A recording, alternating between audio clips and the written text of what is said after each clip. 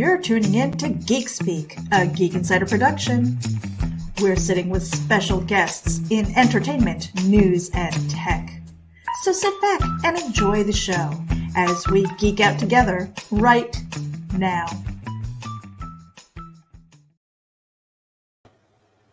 Hello, everyone, and welcome to this very special episode of Geek Speak. Now, for those of you that aren't aware, well, first off, I'm Matthew Harris, and this is brought to you by Geek Insider. But Geek Speak was a show that ended at the beginning of this year, end of last year, that my old producer, cohort, and co-host, Meredith Loughran, and I did for about 2 years. We started it during the pandemic. Actually started it right before the pandemic, then the pandemic hit, and it kind of just took off. We met a lot of great people. We made some really good friends. And over that time, 2 years, we actually clocked up a lot of interviews. And I was supposed to do this really about this time last year. I was supposed to go through, get all of these interviews together because we asked every single guest a specific question. And I was going to make up a big old article about it and just kind of document what Meredith and I had done. And it just kept putting it off. Well, as many of you know, unfortunately, Meredith passed away 7 months ago today, January 31st. It was sudden, it was unexpected. And I thought, I ended the Geek Speak show. That original show is done. A Geek Speak kind of show may come back around, or it probably will come around where I do interviews. But the Geek Speak is gone. That was mine and Meredith's baby. But there's a lot of great stuff that we did, and I wanted to kind of recap that. And as I started going through, I realized that doing an article was going to be an undertaking. So I figured, what the hell, I'll do a show and I'll grab the clips and I'll just show it all. I didn't realize how big of an undertaking that would be. I've prepped longer for this show than I have for any other. And it's going to be an extra long show tonight, folks. I didn't realize, of course, knew a lot of the big names that we had on the show over the years. And so I knew that we had a good little library, but I forgot how many great guests we had over that 2 year period, or almost 2 year period. And so as I was going through these, I didn't take the time to listen to all these. I grabbed what I needed to grab and pulled the clips together. And what it is, folks, is Meredith and I always asked every guest, if you could go back in time and ask give your younger self one piece of advice, what would it be? And we've gotten some really great answers over that existence of Geek Speak. This is the official final episode of Geek Speak. This is kind of the recap of it all and just highlighting all of those great guests that we had, like I said, over that time period. It's going to take a little while to go through this, folks. I hope you bear with me because there's no particular order to this. Some big names you're going to recognize are going to pop up throughout here. And then there's going to be names that hopefully you'll want to check out. And if you do, on our YouTube channel, everybody's full interview link is listed there in the order that I'm going to go through them. And so if you want to see the full interview or want to catch their website or anything, go to those full interviews. And in those descriptions, you can get more information about them, or you can just, of course, watch the full interview, give it a like, share it out, all that good stuff. So first up is one that Meredith did on her own. This was later on in the show's career. And I started with this one just because I loved the interaction, or the juxtaposition of Meredith and this guest. And her guest is Poetic Snake. Now, this is Bianca Reilman. And she is a creative writer, artist, doodler, avid role player, and Discord diva. She hosts the You Got Snaked channel. And Snaky, Snekky, is her proxy, as you will see right here. Wow, that is a deep question. I would tell myself to face every demon that I will come across at my path in life, because it will turn me into the person that I am today. So I would not go back and change anything. I would just let it all happen. Even though the road was hard, it brought me where I am now, and I wouldn't change it for the world. So that's what I would tell myself, to accept things as they come and be strong, because you will make it.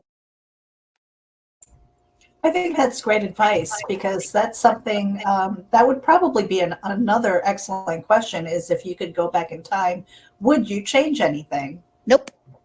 I don't think I would either, because I like where I am now. Yeah. This whole, arc of my experiences has got me to where I am. All right, and as you can see, Meredith had her pink hair on and the little snaky. I thought it was cute, and if I have to go back and watch the entire interview, I've caught the last half of it when it originally aired, but I'd forgotten about it, and I just haven't went back. And folks, if you haven't done so, the Geek Insider channel on YouTube has a vast library. We have a lot of stuff in there. But next up is Ryan Spindle, Spindle. He is the writer and director of the Mortuary Collection, which is on Shudder. And this was a really cool show movie, as well as an interview that Meredith and I did. And I don't have the dates on any of these folks. And like I said, they're in no particular order. And if you want to catch the entire interviews, the URL is in the show description on YouTube. All right, so here is Ryan Spindle. In regards to filmmaking, or just anything? Anything. You're talking to young Ryan. You can say, go ahead and don't date that chick. She's a man eater. Or... She made me who I am. I think I would say I like that question. Caught me off guard a little bit. I would have told my young self to travel the world as much as possible before life ties you down. I'm from very small towns.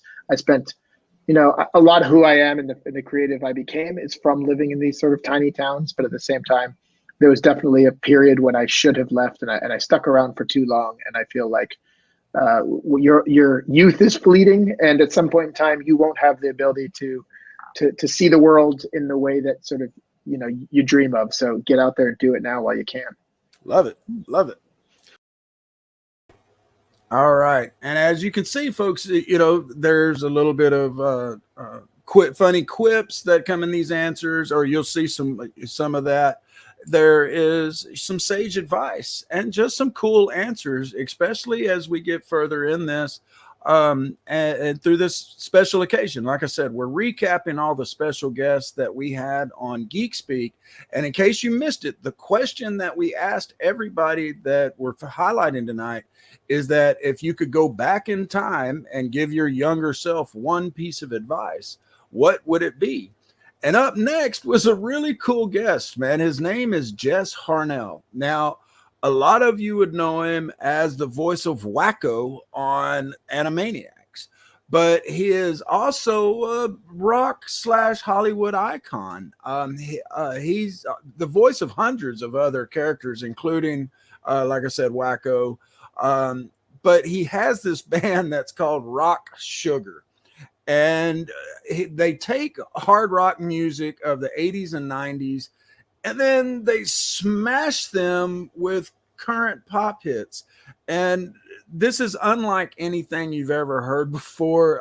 Think Motley Crue covering Britney Spears, but with a mashup of the lyrics. It's hard to explain, but it's really funny and cool, creative.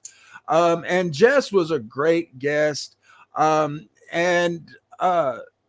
just check this out. Oh, and if you're a fan of the show, you've got to see the full interview, because at the end of it, he actually, or wait, no, it's right here, actually, what I'm thinking of. So stand by. That's a good question. And the advice I would give my young self is to not wear pants and don't cut your hair, because the girl you end up marrying is going to love it. Great. Because she does. You sit right here. Well, that's like the beard here. You know, it's like the beard. I didn't grow it for a long time, and then now I grew it, and then my wife loves it. And then it even got me a part in a movie. I'm going to be in a Puppet Master movie next year, and Charles Band told me if I cut it, I'm out of the movie, so I'm growing. No, man. You know what it does, too? It sets you apart. And you, too, Meredith, with the pink hair. I always tell kids, why stand back when you can stand out? Be who you are. Everybody else is already doing their thing, so you do yours. Awesome. Fantastic. Well, Jess, thanks so much. As you can see, like I said, he was a fun guest. He did that answer in Wacko's voice, and that was some cool advice. You know, don't wear pants and let your hair grow long. But a lot of these, Meredith and I just really had fun with, and you know, it was an honor to meet a lot of them. There's going to be some here in a minute that I was just kind of doing the Wayne and Garth, we're not worthy, just because it was people that I had been a fan of for many, many years, and to be able to get them on the podcast and YouTube show was just phenomenal. And again, just in case you're tuning in on the YouTube show, we're highlighting all of the guests that we've had over the years on Geek Speak that Meredith and I had, and asking them the question, if you could go back in time, what one piece of advice would you give your younger self? And next up is Dimitri, I'm going to mess it up, Logothetis. I'm sorry, Dimitri. He was the writer and director of Jiu-Jitsu. Now, I know some of you out there have heard of this. This starred Nicolas Cage. It was a Netflix movie, and it's based on the comic of the same name, which was written or co-written by Dimitri. And then there's Tony J. that's in it. He was in Fast and Furious 7, Triple X, Return of Xander Cage, Frank Grillo. Frank Grillo's been in a lot of stuff. He was in Endgame. There's Rick Yoon. He was in Fast and Furious. Anyway, it has an all-star cast, in other words. And so we got Dimitri in to talk about jiu-jitsu. And then, of course, we asked him that one question. Don't worry about all that stuff you're worried about. And don't try to sit there and predict and plan your life, because it's just going to evolve in a good way, and just keep putting one foot in front of the other, and everything's going to be just fine. So relax. That's what I would say. And some of these guys I'm going to let play a little bit longer, just because they, between either Meredith or I had a little bit more interaction with them after what they said. But the next one was a really special guest. He was in for a really special reason. He was promoting this celebrity golf tournament that was online. And they were doing it for, what is it? Is it Child Help organization, and you can see them at childhelp.org. But they were doing this online tournament, and it's John O'Hurley, and you'll know him as Peterman on Seinfeld. He's also has done the AKC or Purina dog show every year. What is Super Bowl day or Thanksgiving? That's what it is. But anyway, John joined us, and I really, really enjoyed the interview. For one thing, it was an honor to meet him, but and so did Meredith, of course. But I really liked his answer, and I apologize, folks. I did catch a little bit of this one earlier as I was prepping for the show, and it seems like the audio gets a little choppy. So pay attention, because he gives a pretty cool answer to his younger self, or pretty good advice to his younger self. I grew up with a sense of stage fright. And I would have told myself what I ultimately told myself some years back, and that is that you're here to have fun. You're not there to work. So go out on stage and have fun. And because of that, I have one prayer that I say now. I walk right before I walk on stage or do anything in the public. I bow my head and simply say, God, let me be surprised. And that's all I say. And it calms me down. It opens me up. And I'm always looking for my surprise. And my surprise this time was that question. Wow. Wow. Fantastic. Well, it's been a pleasure. It's been a pleasure to talk to you. Maybe next time we can get you for a little bit longer. All right. And as you can see, like I said, we've had some pretty cool guests, and that's just the tip of the iceberg. There's some more coming up. Definitely names you're going to recognize. And like I said, other names that you'd probably either enjoy the interview, the full length interview, which, like I said, is linked in the description on the YouTube channel. But you will probably also like the product that they were there to promote. And I say product, that means, either movie, a game, what have you, comic book. We had a lot of comic book folks on. The next one is Matt Rosenblatt. And he is the writer director of Movie Night. And he joined us to talk about his short movies and gave us some insight into his experience and with submitting them to the festivals and the actual, craft of creating movies. And of course, once again, we asked Matt, if you could go back in time and give your younger self one piece of advice, what would it be? And this is what Matt had to say.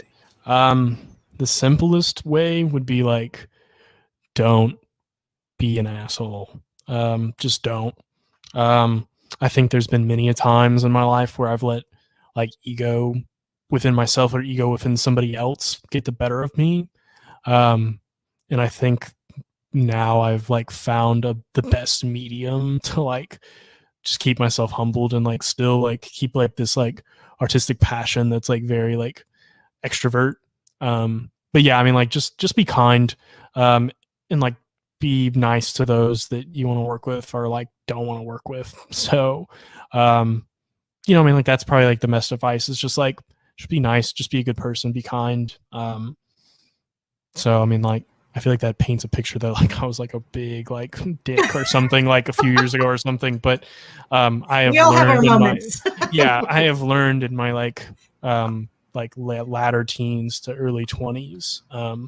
So that, and I'm pretty happy with where I stand with myself today.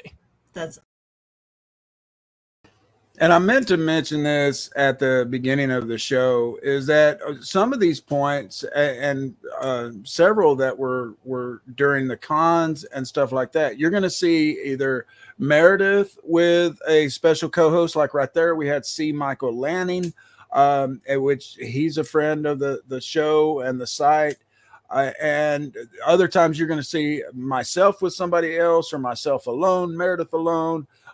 This wasn't always Meredith and I, but Geek Speak was Meredith and I's baby. And we built this up. We built these relationships with all kinds of folks, as you're going to see tonight, because we're just barely at the tip of the iceberg of all the great folks that Meredith and I met over the years. And up next is one of those. This was a surprising interview. His name is Joe Moe, and he is Monster Man and editor of Days of the Dead. It's a horror fanthology series. And, Meredith and I are always fans of horror. And he is also the host of the Day of the Dead conventions, editor of the horror fanthology series. And he was the caretaker and friend to the OG Monster Man, Forrest Ackerman. And you'll find him sharing a lot of wonderful photos of movie memorabilia on his Facebook page. And that's Joe Moe, Monster Man. And he's, he really caters to the monster fans out there. And this is, again, one of those interviews that I really enjoyed. It was a surprising interview because I didn't know his work at that time. I'm not sure if Meredith did or not. But it was definitely an interview that we enjoyed. And here is Joe's answer to the time traveling question. All right. Little Joey, you're going to find many, many years from now that of what you want is a hollow one without people at your side to experience it with you. And the more that you make your life about what you can do for other people, the more enriched your personal journey will be, the more full and worthwhile and ripe the stories that you want to tell will be.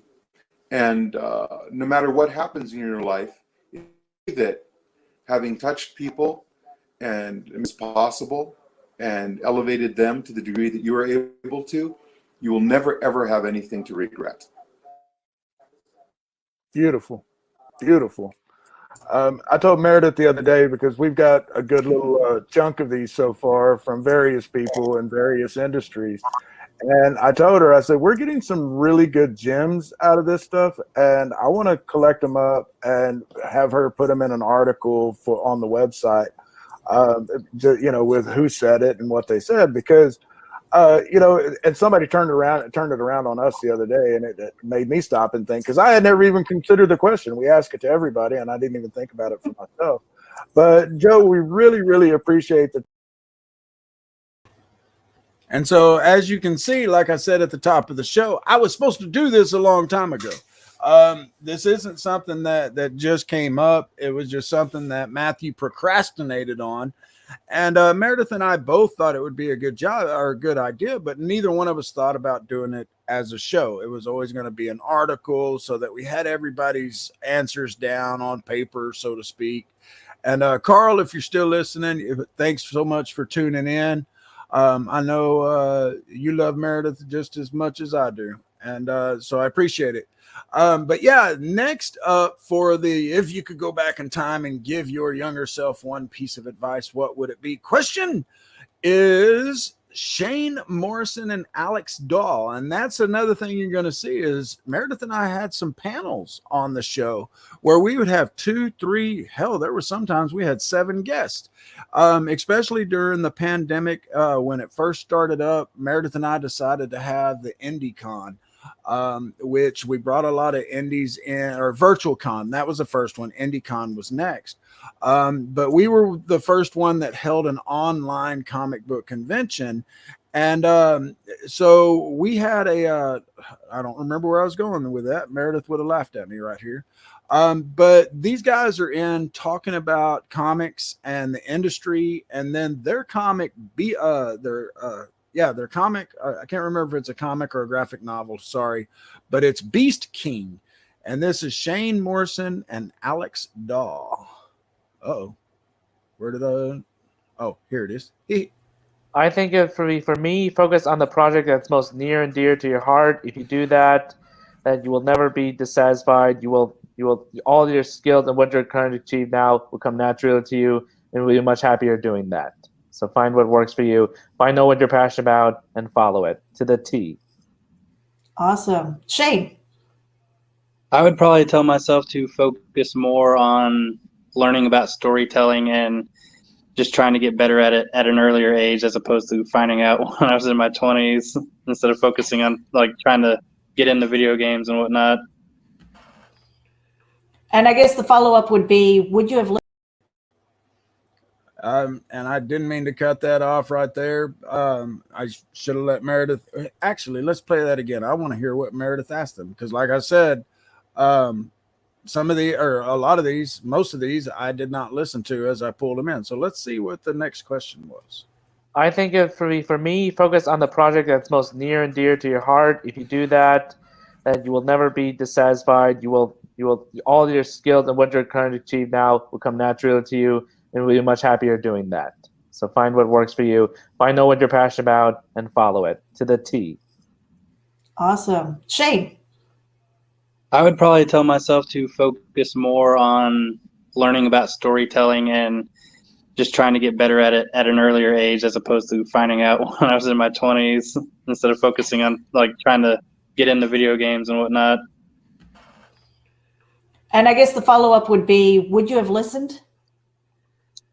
I think so, because I'm like, hoping I I would didn't have. have a I whole mean, lot of. knowing myself, I mean, it's hard to say. I would go back and shake myself to get myself the focus I would have to. See, and mine would totally be like, when the guy is trying to give you Bitcoin, say yes. Oh, man. Anyway. Oh man. And like I said, a lot of these I haven't listened to. Folks, if you're just tuning in on YouTube or Facebook, the question that Meredith and I asked all of these special guests over the years was, if you could go back in time and give your younger self one piece of advice, what would it be? And the show is going to be extended tonight because there was a lot of guests.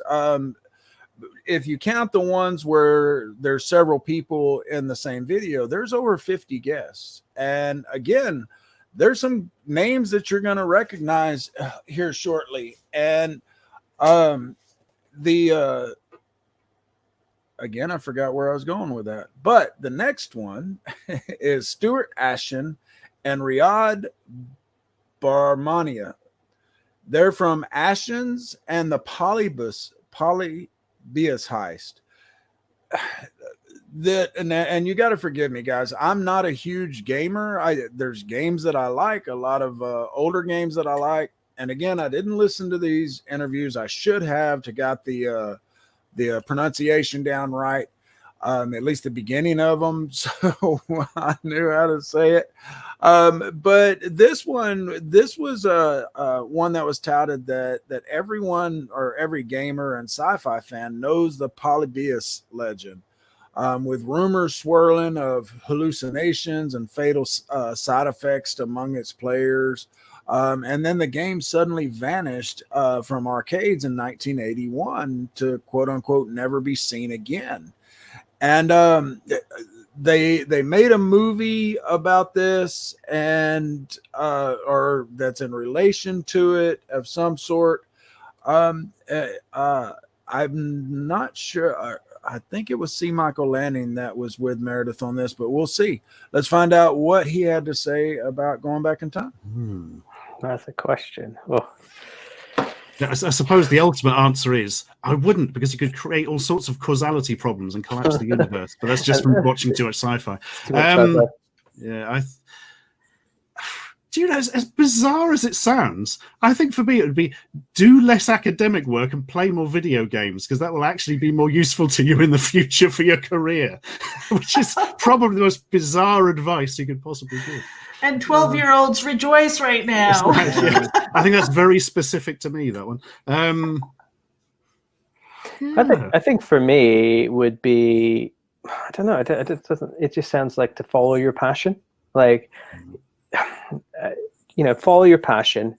Don't worry, like the road's not always going to be the way you want it to be, because my journey's been, I'll go this way for a little while. Whoa, I'm going this direction now, and I'm going to go this direction and that way. And it's just like, if you keep following your passion and keep striving and keep trying, I think whenever you settle into, I think for me, it's if you're going to settle into what's easy, that does not necessarily make you happy, then you're not going to be happy. And for me, that's ultimately where I think I'm really happy, because I'm trying to do stuff that I really want to do and I'm passionate about and I fight for it. So I think I would say to my younger self, just keep following what you really want to do and what makes you happy. And then ultimately, hopefully, everything will align and you can make a living from it and you're really happy. And that's kind of like the best thing in the world. Because I think along the way, I've had so many self-doubts and questioning what I'm doing with my life and sleepless nights about the decisions I've made. And it's just like, well, just keep going, keep working, and it'll work out. I think that's what I would say to myself. Mm-hmm. I think the most useful advice I could give to myself is not to trust a specific person. I can't go into any more details, but I think everybody's got that in their life, isn't it? There's that one thing: be careful. That is definitely one. There's probably a couple of people that I would tell myself not to trust. And like I said, folks, Meredith and I met some really, really cool people over the years. And it's fun going over memory lane. Of course, it's bittersweet. I miss Meredith dearly. She helped build Geek Insider into areas that it had never been. And Meredith and I knew each other before Geek Insider. That's what a lot of people don't know. We worked together on one crypto project. We were both writers. We worked on one crypto project together, then worked on another one together, and that's where we really became friends. And then when that was starting to go down, I invited her to Geek Insider, and the rest is history. She just kind of took off like a bat out of hell. She was like a fish to water when I got her over here. I think she let her inner geek out. But the next one is a solo show that I did. It was actually an episode of my show, Geeky, Cheeky, and Downright Freaky, which will be coming back as well. That was my solo show. Meredith was a producer on it. The only reason it hasn't been back is A, topics. I like to do special shows for that. And B, it takes a lot of prep to get these kind of shows together. And when you're by yourself, that can be a huge undertaking. But I do have some new shows planned around the Mandela effect and some other little creepy things that I have taken notes on over the last 6 months, 8 months. But this next one, she was a guest on Geeky, Cheeky, and Downright Freaky because she just didn't fit the Geek Speak sphere. But because she was a cosplayer and a friend of the show, I still asked her the question. And her name is Cara Nicole. God, why couldn't I get that out? And she's also known as AZ Power Girl. And she is a cosplay sensation online and on the convention circuit. And she's brought her unique brand of sassy cosplay. She just really brings a presence to her convention appearances. And she successfully crowdfunded campaigns for Confessions of a Cosplay Diva, Fire Bitch, and calendars and more. And Cosplay Diva is a comic book, I believe. But again, in the show description on YouTube, you can see all the links for the full-length interviews with these actors or with these people. But then also on those pages, you'll see their Facebook, where you can follow them, all that good stuff. But as you'll see, she was quite a character. I really had a good time with Cara, and this is what she had to say about going back in time and talking to her younger self. Don't be such a little bitch. Just do it. Oh my goodness, Meredith, you need to mark this one to make sure we get this one for the book, because it's all on Geek Speak. We keep talking. We're going to do a book of all these because we've gotten some really great answers from great folks from various industries, and you answered really quick with that one. I think you've thought about that one before, and maybe. So as you can see, like I said, I had fun with her. She was quick-witted, and she was just a fun interview. And with me talking to Meredith there, that was because she was in the background producing everything for me. Making sure I got the spots on, making sure I didn't go off track. That's what she was, one of her really good things that she was famous for, was keeping me from just going off on tangents and doing the we're not worthy thing too much on some of these guests, because we're really, like I said, we're still just in the tip of the iceberg of the guests we had over those couple of years. And we got some really cool ones coming up that were just really an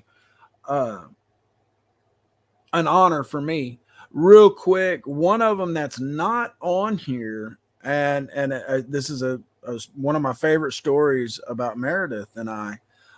She's not on here simply because we didn't ask her the question. She showed up during the first con, or the second con, excuse me, because we had already had the first con. Meredith went to an actual convention. This was before everything shut down, I believe. I may be getting my timeline screwed up. But she comes back and she goes, Matthew, I went to the convention, had a great time, blah, blah, blah. And I met someone and everyone was touting her as Batman royalty. And I can't remember her name, but she's related. She's the granddaughter of someone really, really involved with the creation of Batman. And I said, if you mean Bill Finger, I'm gonna shit my pants. And she goes, that's it, Athena Finger. And I tripped out. One, I was like, how the hell can you not know who Bill Finger is? And you work with Geek Insider. But did you get her contact info? And she said, of course I did. I knew if anybody would know, you would know who she is. And so we got Athena on, but we didn't have a chance. And her boyfriend, the real Aquaman, he's a cosplayer, a well-known cosplayer. But we didn't get to ask them the question when I went through through all these recordings.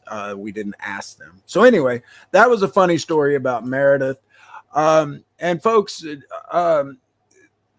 know, I am talking about Meredith a lot tonight. Like I said, she passed away 7 months ago. I didn't realize that when I scheduled this show tonight. I really and truly did not. But it seems kind of kismet or what have you. And, what was synchronicity is one of the terms I like to use over at Geeky Cheeky and Downright Freaky. But she was integral to the growth of Geek Insider and to this whole entire Geek Speak show. It couldn't have been done without her. And by proxy, Into the Geekverse would not exist without her. It just wouldn't have happened. But anyway, let's get on to the next one. The next one is Greg Ellis, and he is an actor, director, screenwriter, and voiceover star. He portrayed Lieutenant Commander Groves in Pirates of the Caribbean franchise and several of them. He's a voiceover actor. He has acting credits. He's done voiceover acting in over 150 video games. He hosts the Respondent Gamers Gateway, and and that was 2 years ago. So this was again right during the height of the beginning of the pandemic. And so this is, like I said, Greg Ellis, and what he said, in case you're just tuning in, when we asked him if you could go back in time and give your younger self one piece of advice, what would it be? And this is Greg's answer. If I could go back in time and ask myself one piece of advice, what would it be? And give yourself one piece of advice. Give myself one piece of advice. I would probably tell my younger self a quote that I wrote in my philosophical pocket oracle of quote book called No Thing in Between. That was published last year. And it's a Confucius quote that I wrote called, I am not who you think I am. You are who you think I am. I am not who you think I am. You are who you think I am. So there's a little Confucius, little Jungian psychology in there, is to remember that all that we project onto the other, capital O, really starts and ends with self, capital S. And the more that we can involute inside and go inward and accept responsibility for who we are, and how we have moved through our lives and where we are in this now moment, the more we can tend to the greater good of the others, capital O. So it would be that. I would remind myself of that. Oh, wow. Man, and that's one of the best answers we've gotten so far. That was great. Appreciate it, Greg. I'd also slip in, one of my favorite quotes that I came up with recently is meaning. When I talk about meaning, we're all meaning seekers. Everything happens for a reason. We make up afterwards. Mm-hmm. That's not a bad piece of advice either.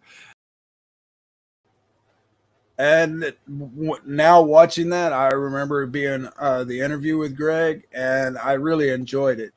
And I know Meredith did as well. Up next, folks, is Damien Levesque and Alex Angelis. Excuse me. They're from the Cleansing Hour, and this is another Shudder original. This was some of the stuff that Meredith and I procured, or some of the relationships we made. One of them was with Shudder. You'll see another one here shortly that we made with Full Moon Features, which you will see an interview here in a little bit where I was doing the whole "we're not worthy" thing, because I've been a Full Moon Features fan forever.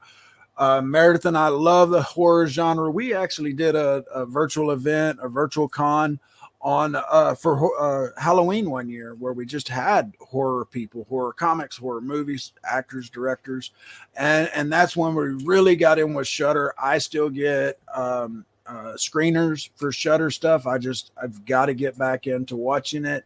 But the Cleansing Hour, it delves into the story of millennial entrepreneurs who've made themselves famous with a webcast called the Cleansing Hour. They're streaming live exorcisms, and the set is elaborately staged to make each ceremony look authentic. And it's only for the show, as they dupe their global audience until they mess around with the real thing. They come across someone who's actually possessed by a demon. And Damien and Alex were gracious guests. We really enjoyed them. And check out what her and him had to say on the time traveling question. Oh my goodness. I think it would be to not be afraid of bothering people. Gotcha. Yeah, because I think that's something that I struggle with in my normal life. And I think that's actually why I love acting so much, because it gives me permission to be loud and take up space and right. be weird. And it's really freeing and fun. So, yeah. Gotcha. Damien, same question to you, sir. I would say try and decide. Apple stock. Yeah, right, exactly. I would say decide what you want to do early on, and then work tirelessly at pursuing it. Gotcha. Hindsight's always 20/20, but I often look back on my life and I think that I wish I had spent more time, directing or writing, or less time doing this or that. I don't usually, I'm not the kind of person that lives with regret, but I mean, I do think that generally these days that most people sort of piss away their 20s and they don't take their future seriously. And I think that being more focused on your career and what you want to do early on is actually really beneficial. Now you've got a fur baby behind.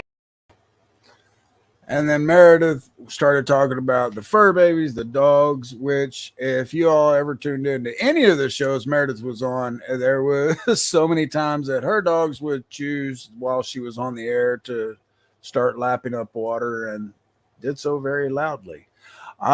Next up, folks, is who is it? Oh, this one was cool. This was Michael Perrier, Jeffrey Byron, and William Butler. Michael Perrier, folks, y'all may remember from Eddie and the Cruisers, but they were starring, and this is one of those Full Moon Features shows I was talking about, or movies rather, and it was called The Resonator Misotonic U. And the movie follows 6 gifted students as they navigate life after one of them builds a machine known as the Resonator, which allows people to experience multiple dimensions while navigating the unsavory beasts that dwell within those dimensions, which is, of course, right up Meredith and not mine alley, and Full Moon Features, right up our alley. And so, of course, we were happy to have them. And this is what they had to say about going back in time and talking to their younger self. What advice would they give? Restraint of pen and tongue. Nice. Learn to keep your mouth shut. Yeah. I love it. That was a very fancy way of saying that. Yeah. Jeffrey, how about you, sir? Or Lord This Byron? one's easy. Appreciate every day and every moment of every day. Love it. Love it. Billy. Mine's heavy. When your Oh my father gosh. tells you that you're worthless and you'll never do anything, tell him to go fuck himself. Dude, Oh. Billy, I think mine and your dad were related. I'm serious. Yeah. I moved Yeah. out at 16. But, Yeah. gentlemen, we have very much enjoyed this. Folks, if you haven't already done so, check out Resonator on the Full Moon Features channel on whether it's on Amazon or on the Full Moon Features website. This is, like I said, I hadn't had a chance to check it out, but Billy's got me all with a mental boner of wanting to check it out because it is. But it's building up too much. And just in case you don't know Full Moon Features, I just talked about them like everybody knows who they are. They are the ones that do the Puppet Master movies. And I've been a fan of theirs since the 80s, man, back when they were they're still direct-to-video, but they are the most successful direct-to-video company ever in the history. I think they're in the Guinness Book of World Records, actually. But yeah, and coming up is going to be, we're going to meet Charles Band, and that was really an honor for me because, like I said, I've been a fan for how many ever years since 88 has been. I ain't going to do the math right now. But coming up next, now I would be willing to bet that a lot of you folks, of a certain age maybe, but pretty much everybody will know Anthony Sully Sullivan. Now you're probably going, the name sounds familiar. Well, you know him from the old infomercials, and I should have written it down. Oh, the OxyClean. I think it was Oxy. No, I'm gonna mess it up if I say which one it is because there's so many of them. But you'll recognize him just because he's been around so much. And what was cool is that he had done these infomercials for so long, but the reason we met him was because he had started a marijuana company. He had gotten in, I think he's in Colorado, but his reason wasn't monetary.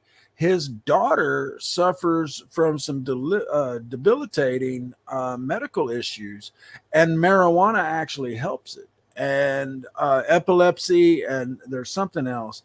But anyway, this is one of those interviews I really suggest going over here. If you're not already on the YouTube site listening to this, if you're tuned in on the podcast or on Facebook, go to the Geek Insider channel on YouTube, scroll down, click this show, click more info on the description and scroll down. It's got the links for every interview that we did, the full length interviews.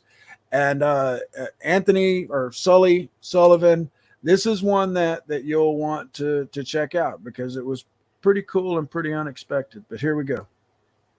You know what?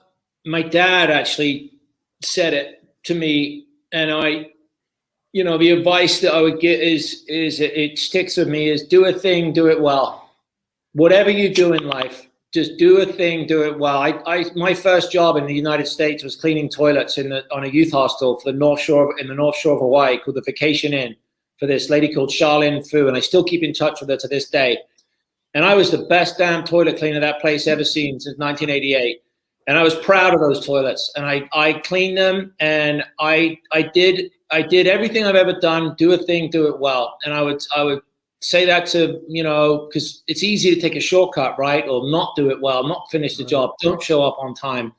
And even if you have a miserable, crappy job, if you do that job to the best of your ability, something good will come from it. And the suffering at the time, sometimes you're like, why am I doing this? Why am I bending over, cleaning out puke on a toilet that's, someone puke? But you know what? You do a thing, you do it well. It's a simple piece of advice. My dad instilled that in me.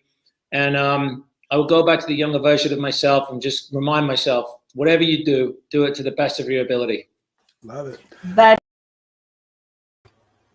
And like I said, that one was pretty cool. These are in no particular order, and so I don't remember when it was that we met Sully, but it was cool. I liked his answer, and I liked the interview a lot. Up next, now, this was something that was cool. We kind of fell into some music interviews with musicians. And we were getting asked on quite a few, and some of them I'd go and listen to their music, and I'd be like, holy hell, I can't get into this. And then I'd have Meredith listen, and she was like, no, I'm not interested. But then there was this one, and then one here in a little bit that really blew my mind. But this one I fell in love with, and that's Joe Hertler and the Rainbow Seekers. And Joe came on to the show. He's actually come on a couple of times, and he's the lead singer and the lead guitarist. And he joined us to talk about, his journey in music, becoming a quote unquote overnight success, so to speak. And this was during the height of the pandemic. And that's one way that we got a lot of these interviews. Everybody was stuck at home. They were stuck with us. I'm just kidding.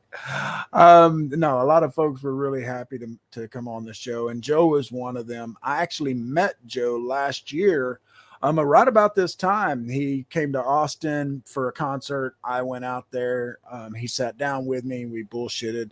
Of course, this was after we've had him on a couple of times. And he's actually coming here in a couple of weeks again.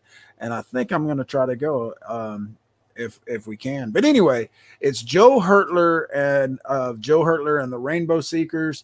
And this is what he had to say about talking to young Joe.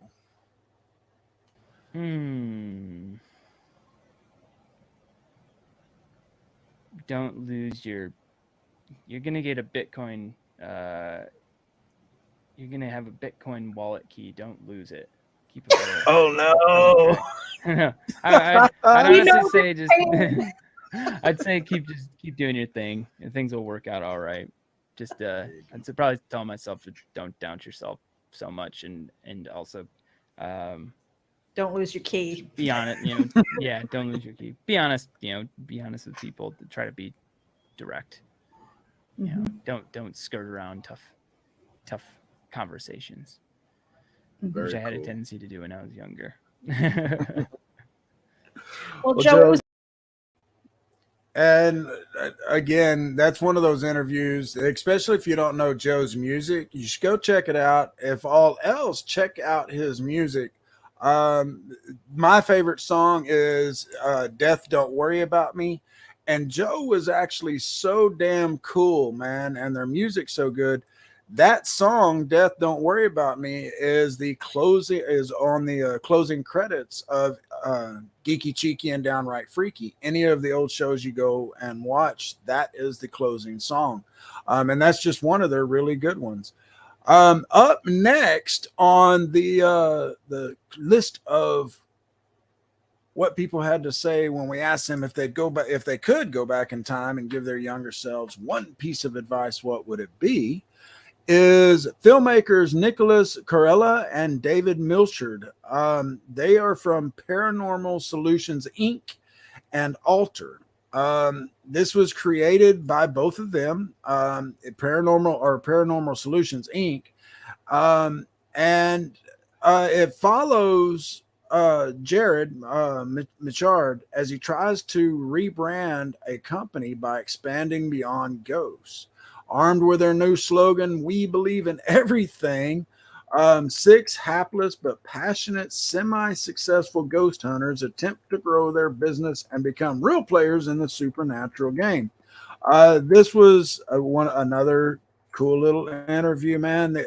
And I haven't even mentioned this for the new folks tuning in.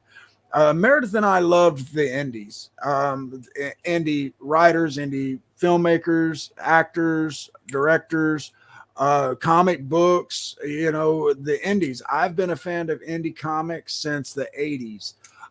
Meredith got into the indie comics, or at least I think she got into it when she came to Geek Insider, but I know she big time got into it when she got here.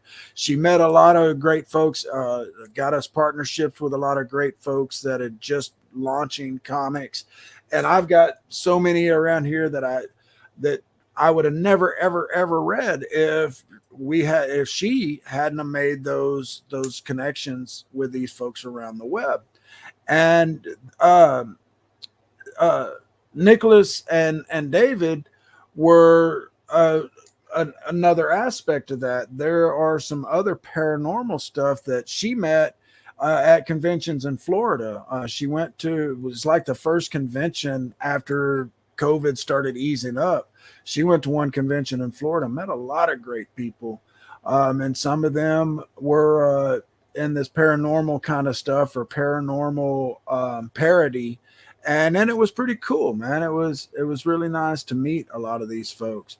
But let's check it out. Let's see what Nicholas and David had to say. Well, that's a very good question. Don't worry about things so much.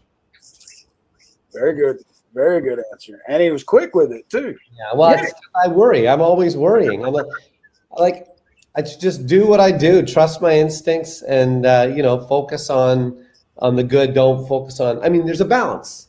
Exactly. And this is exactly why we ask these questions, is for those creative types that are out there that want to become filmmakers or writers or whatever, actors, directors, whatever the case may be, because we talk to such a wide variety of people that are so talented from very many different walks of life.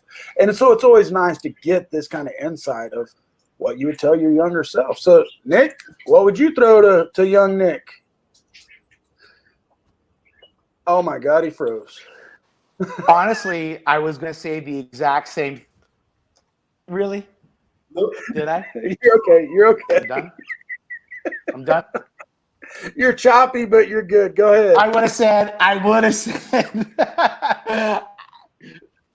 Okay, I would have said the same thing that David said, but since he did, I will say, hold on to your Bitcoin. Ah, there you go. We had somebody a few weeks ago that said, Breaking "Don't my lose heart." No. Yes.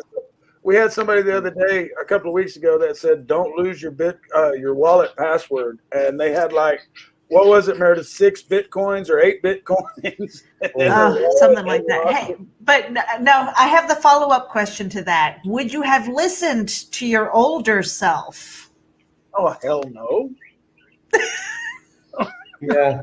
I mean, well, actually, no. I can be quite convincing. Okay. If I showed up looking like this to my younger self, if my younger self would have future punched self.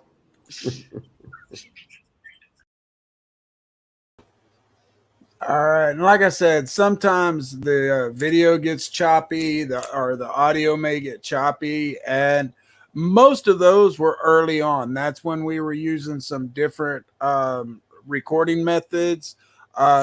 You'll hear audio quality issues from myself. That was back when I was just using earbud for mic.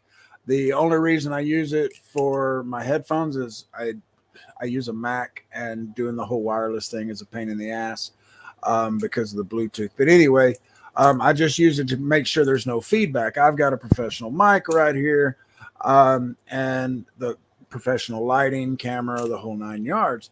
But that took time to do. When we first started out, Meredith and I were both flying by the seat of our pants. We wanted to do a podcast.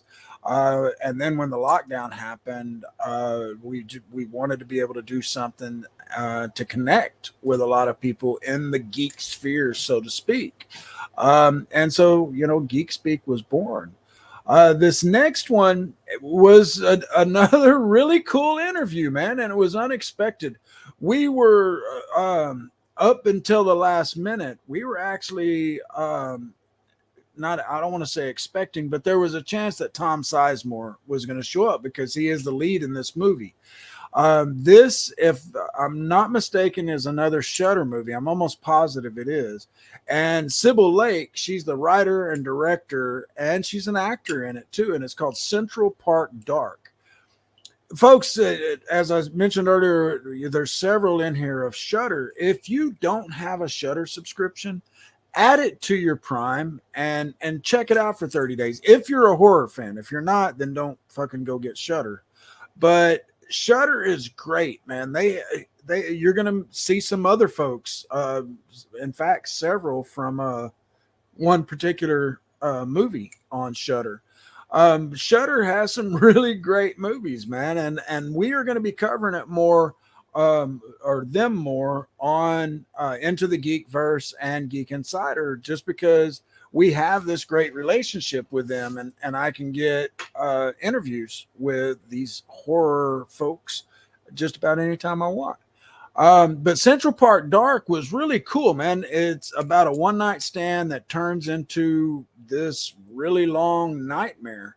And it's a mind-bending horror. Like I said, it has Tom Sizemore. He actually his character name is Thomas in it. He's an alcoholic married doctor he's a alcoholic doctor married doctor who has a one-night stand with Anna, which is Sybil Lake, the writer and director. And this is kind of a Fatal Attraction meets Blair Witch, and it's set in Central Park. And I don't want to tell you any more about it. I will tell you that if you're a horror fan, especially I don't want to say low budget, but not full of CGI and over the top special effects, just good old fashioned suspense and horror, you'll want to check out Central Park Dark. That's on Shudder. And this is what Sybil had to say about encountering her younger self and giving herself one piece of advice. Push harder. Push harder. Is that with the kids being born No, with the career. No. With the career. I totally This coming from somebody who's like who said that she's got. Well, I said that she probably has a little bit of mania, keeping busy as hard as you do, and you want to push harder. Okay, you're raising that bar really hard for the rest of us. Well, and again, folks. I can't do anything. So I'm like, Well, Central Park Dark is going to be available February 2nd on Amazon Prime, Apple, and probably anywhere VOD, I suspect. Yeah. And this stars Tom Sizemore and Sybil Lake. And folks, I'll tell you again, y'all know if you're fans of the show that Meredith and I, we love the indies. We love those different kind of storylines, and this is definitely one of those. It's different. You're gonna see Tom Sizemore in a role, like I said earlier. I fully expected him to be the psycho on this end, but no, it's Sybil, this innocent-looking blonde, and she's a psycho bitch in this movie. She is crazy. Sybil, can folks follow you anywhere? Where can they, keep on updates on? And if you want to follow Sybil, like I said, it's in the show description on the YouTube channel. And I was wrong. It's not a Shudder. It's a video on demand and everything. It was not a streaming service only type deal. And it's definitely worth the watch, folks. If you watch the interview, you'll see that or hear that Meredith and I were able to get a screener of it. We got to see it before it came out. I really enjoyed it. And up next is another one of those musical guests or musicians. And this is Tom Monda, and he is the lead guitarist and band leader of Thank You Scientist. This was another band that I hadn't heard of. And then granted, unlike Joe Hertler and then this other guest that we have up in a little bit, I listen to them a lot. Thank You Scientists. It's not something that I'll listen to a lot, but I do listen to. But they have a very big following. We had a lot of folks tune in for this show when we went live. I haven't watched his answer to the time traveling question, but this is what Tom Monda had to say. Oh my gosh. And we can't play the Jeopardy theme because Mickey Mouse bitched at me just one time for just even mentioning something that Walt Disney did. So we stay away from anything like that. Okay. I mean, man, if I could go back in time, I would make myself start playing an instrument earlier because I was always so into music, but just the idea of me playing it, as dumb as this sounds, just never crossed my mind. You know, and this is coming from someone who, my grandfather was a big band jazz drummer. You know, I had a lot of artists in my family. I just never thought that it was a tangible thing, you know? And like my mom told me, like I had like a high chair growing up when I was a baby, and I used to get out of the chair and play drums along to the records on the high chair. So it was like, if I could go back in time, I would tell myself, like, start practicing music and taking it seriously, because I think I could have actually been, you know, something decent. And right now I'm just hanging on by the seat of my pants now. Yeah, I would tell myself that, and maybe I would tell myself not to worry about college. I mean, that's a bad example to send out to people. Hey, it is what it is. If you ask me that same question 20 years from now, maybe I'd say, oh wow, I'm so glad I went to college. But right, you know, for me, it was a momentary distraction. I'll describe it like that. Without babbling anymore. But yeah, I would just tell myself to start earlier, take it seriously.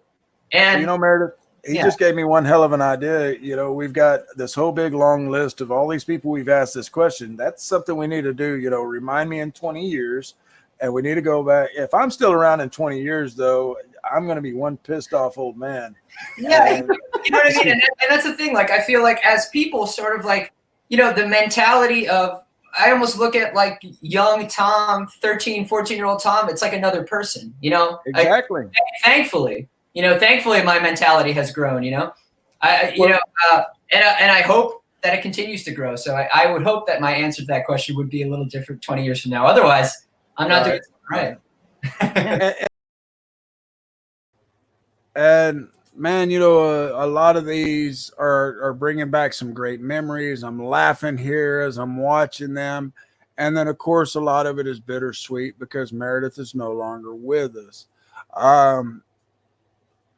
I dedicate every show of Into the Geekverse to Meredith. I always will, because none of this would exist without her.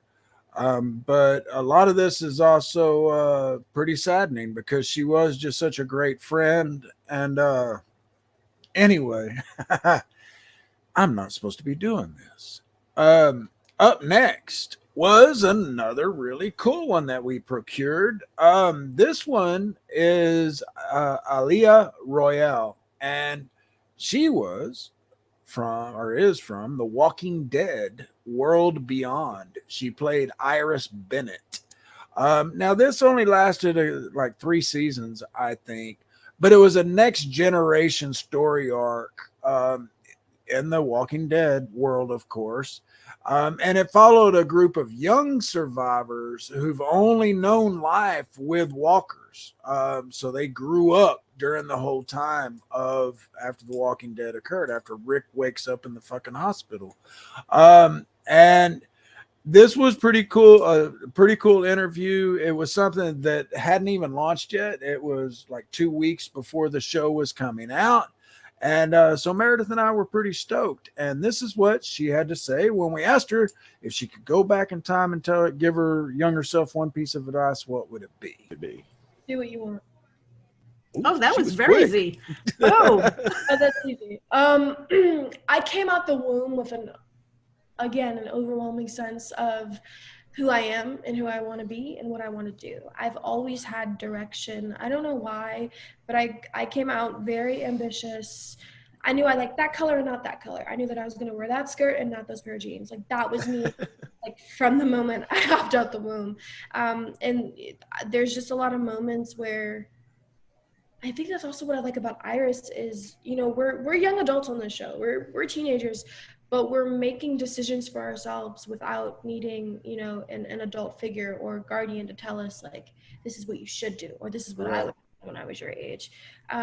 I think too many times in film and television, we depict young people as just easily impressionable and they can't do anything for themselves. They're just too rebellious and it's all the hormones and all that. And it's like, yeah, or maybe this is actually how I feel. Maybe what I'm saying is true. Maybe if you look at the facts, I'm right, you know? And being able to play a character who's that strong-willed, it means everything to me, especially being a young woman. I really like playing a female character who's not, 30, flirty, and thriving, who's just figuring it out as she goes, but she's being decisive about it. She may not always know how to execute what she wants to do, but she knows the direction that she's on. She knows the path. And I've always been like that. And there were times when I was younger that I was like, I don't know, maybe I should do what this person said to do, or maybe why be creative? Why not, get the degree and get the secure job that I know is going to help me buy my first house? You know what I mean? And I think I would have gotten a lot further and just been more secure in myself if I would have just been like, do what you want, however you feel, it's valid, go do it, boo. And like I said, that was another one of those surprise interviews that not only a surprise that AMC, their marketing team came to us about this interview, but that it was just surprising on how much we enjoyed it and a lot of her answers to the questions that we presented her. Again, if you're just joining us, I see some folks across Facebook and YouTube just joining us. This is like the final episode of Geek Speak. This is a show that went on for 2 years presented by Geek Insider. It ended about 6 months ago or 7-8 months ago because we were on hiatus, and then my co-host passed away 7 months ago. And this is a recap of all the great guests that we had on the show over the couple of years that it went on. And we always asked every guest a specific question, and that was, if you could go back in time and give your younger self one piece of advice, what would it be? And these next ones, man, these are a couple of the next two are ones that I geeked out on. These were two of my favorite guests of all time of the show. I was stoked to get them booked. And the first one is Billy Tucci and his wife, Deborah. He is the creator, author, artist of She, S-H-I. And that's a comic book that I got into way when it first came out. I fell in love with it. I read the first issue. I ended up getting the first, second, and third with limited edition with lithographs that were autographed. I fell in love with it. My second tattoo or third tattoo was of this character, Anna, and she is Japanese for death. I have a statue she's put up right now. Oh, actually, she's right here. That's Anna. And come to find out, when we did the interview, found out that I was they had the first She tattoo. And then anyway, it was really cool having Billy on. He was doing a Kickstarter at the time because Anna was coming back. And it was the same time frame, the 25 years later. I think it was probably longer. And she had her own daughter. And I got that comic book somewhere around here. But anyway, here's what Billy and I think Deborah starts it out, but this is what they had to say about mine and Meredith's question. Wow. I don't even know where to start with that one. Marry Billy earlier. No. Oh, well, that would be his advice, because he definitely dragged his feet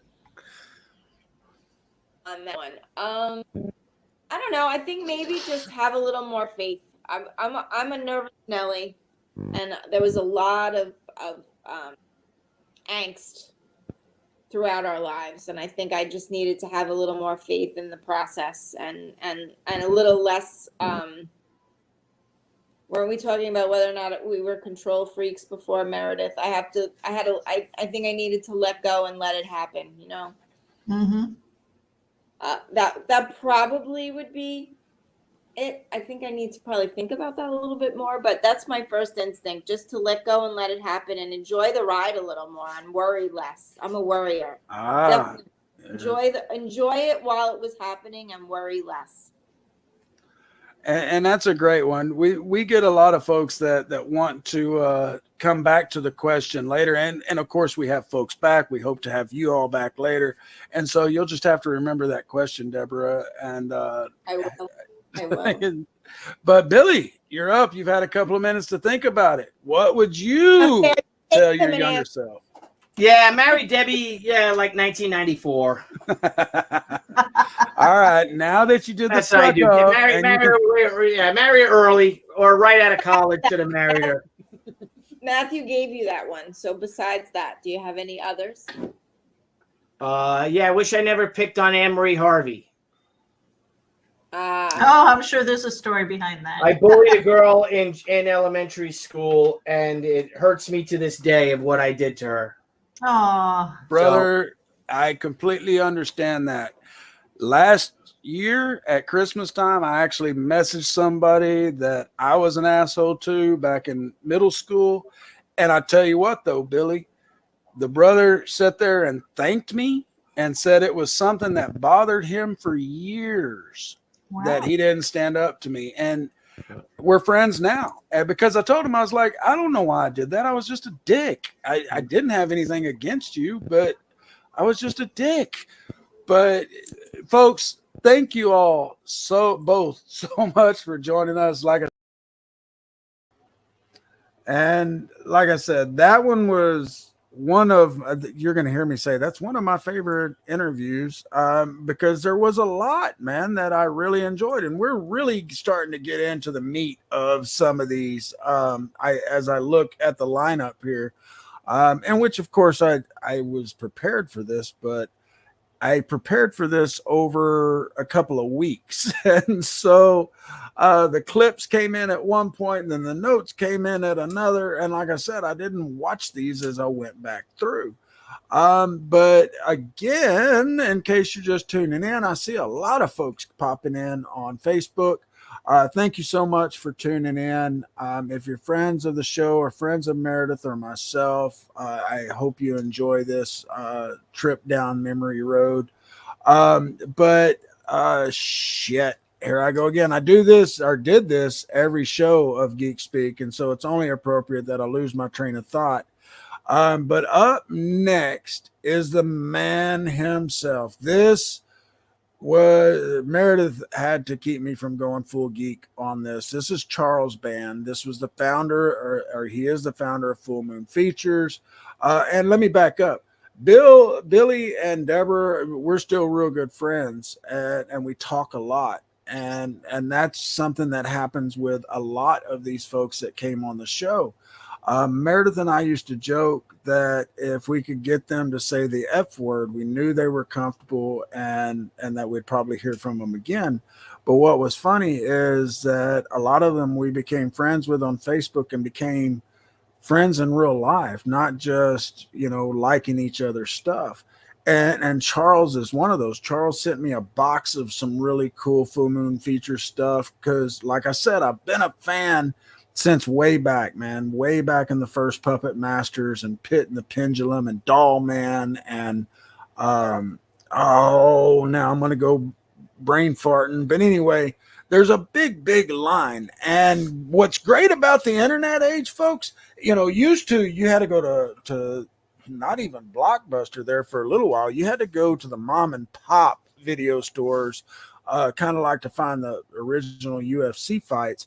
You had to go to these mom and pops to get the Full Moon Features movies, because they were these direct-to-video horrors, low budget. Folks, Charles and the crew, which you're going to meet some directors and stuff of other movies that he's done, that he's in charge of. But they can pump out some movies, and the Puppet Masters are my favorite.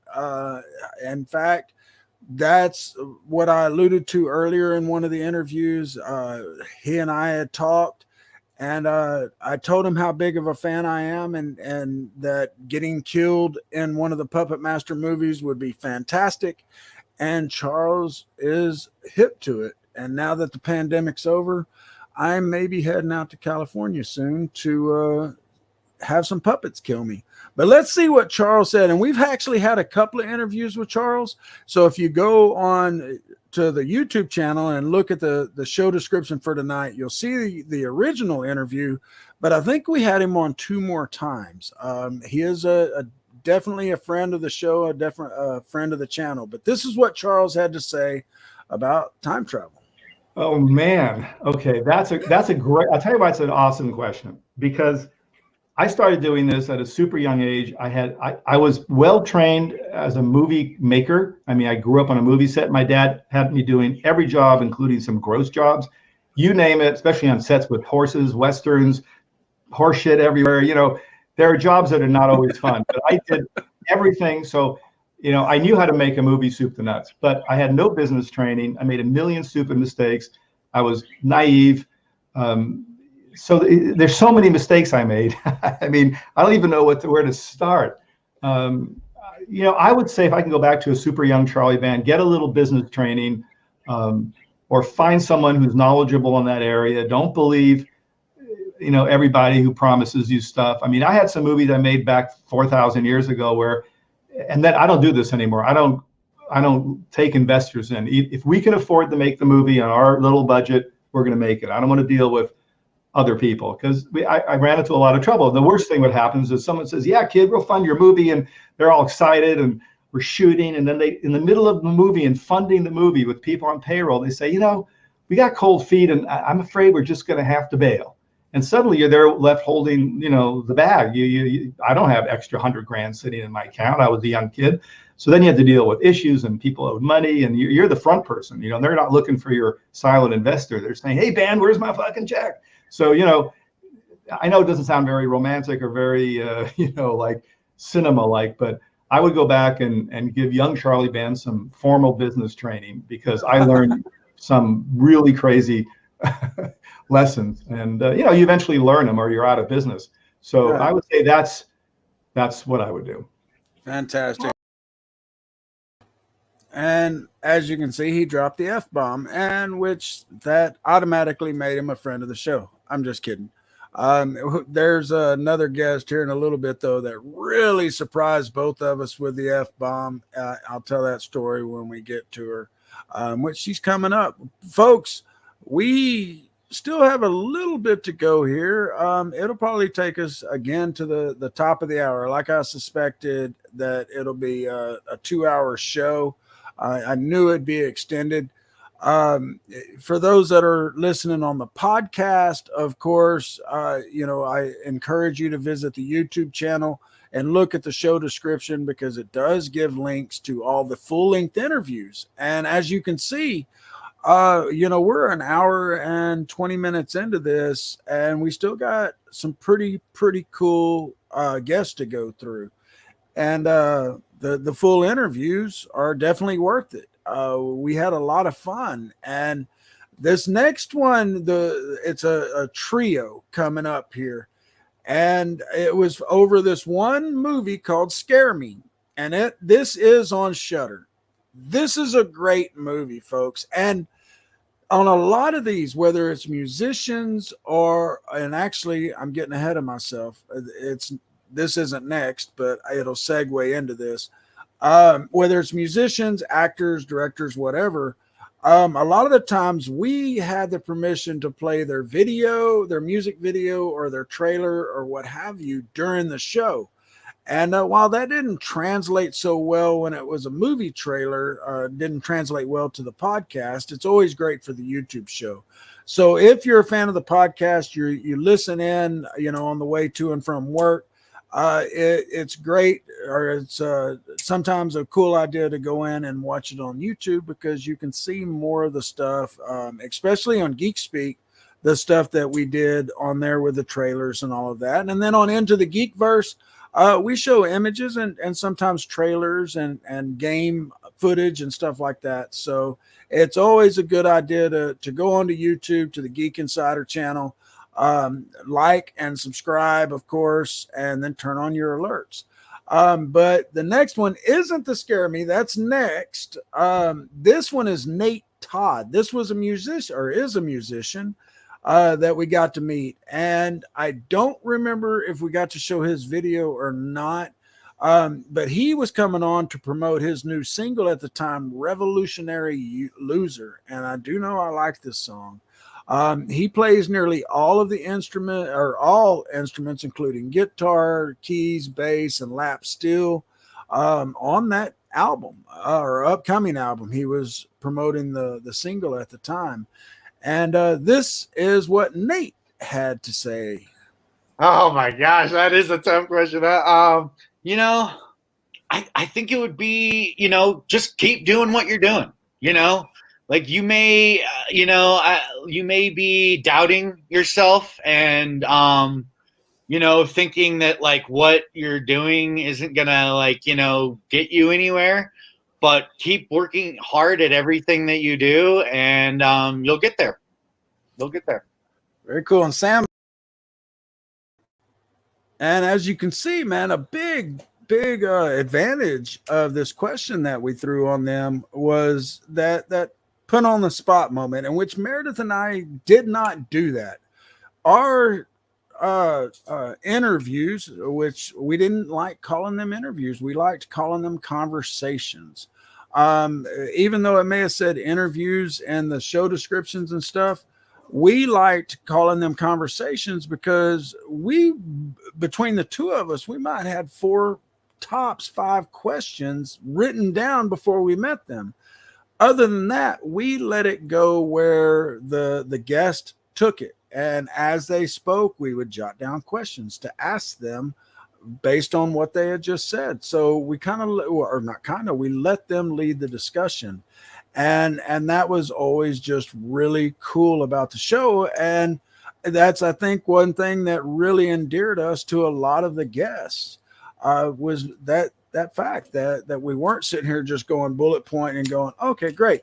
Now what is blah, blah, blah, blah, blah. You know, we went with it. And the next ones is one of those that we built with Shudder, like I was saying a minute ago. But you may recognize her, and she's going to be on again in a minute. This is Aya Cash, and you may recognize her from The Boys off of Amazon Prime. She's also in You Are the Worst, and she was in the FX limited series, Foster / Verdon. And this Scare Me, guys.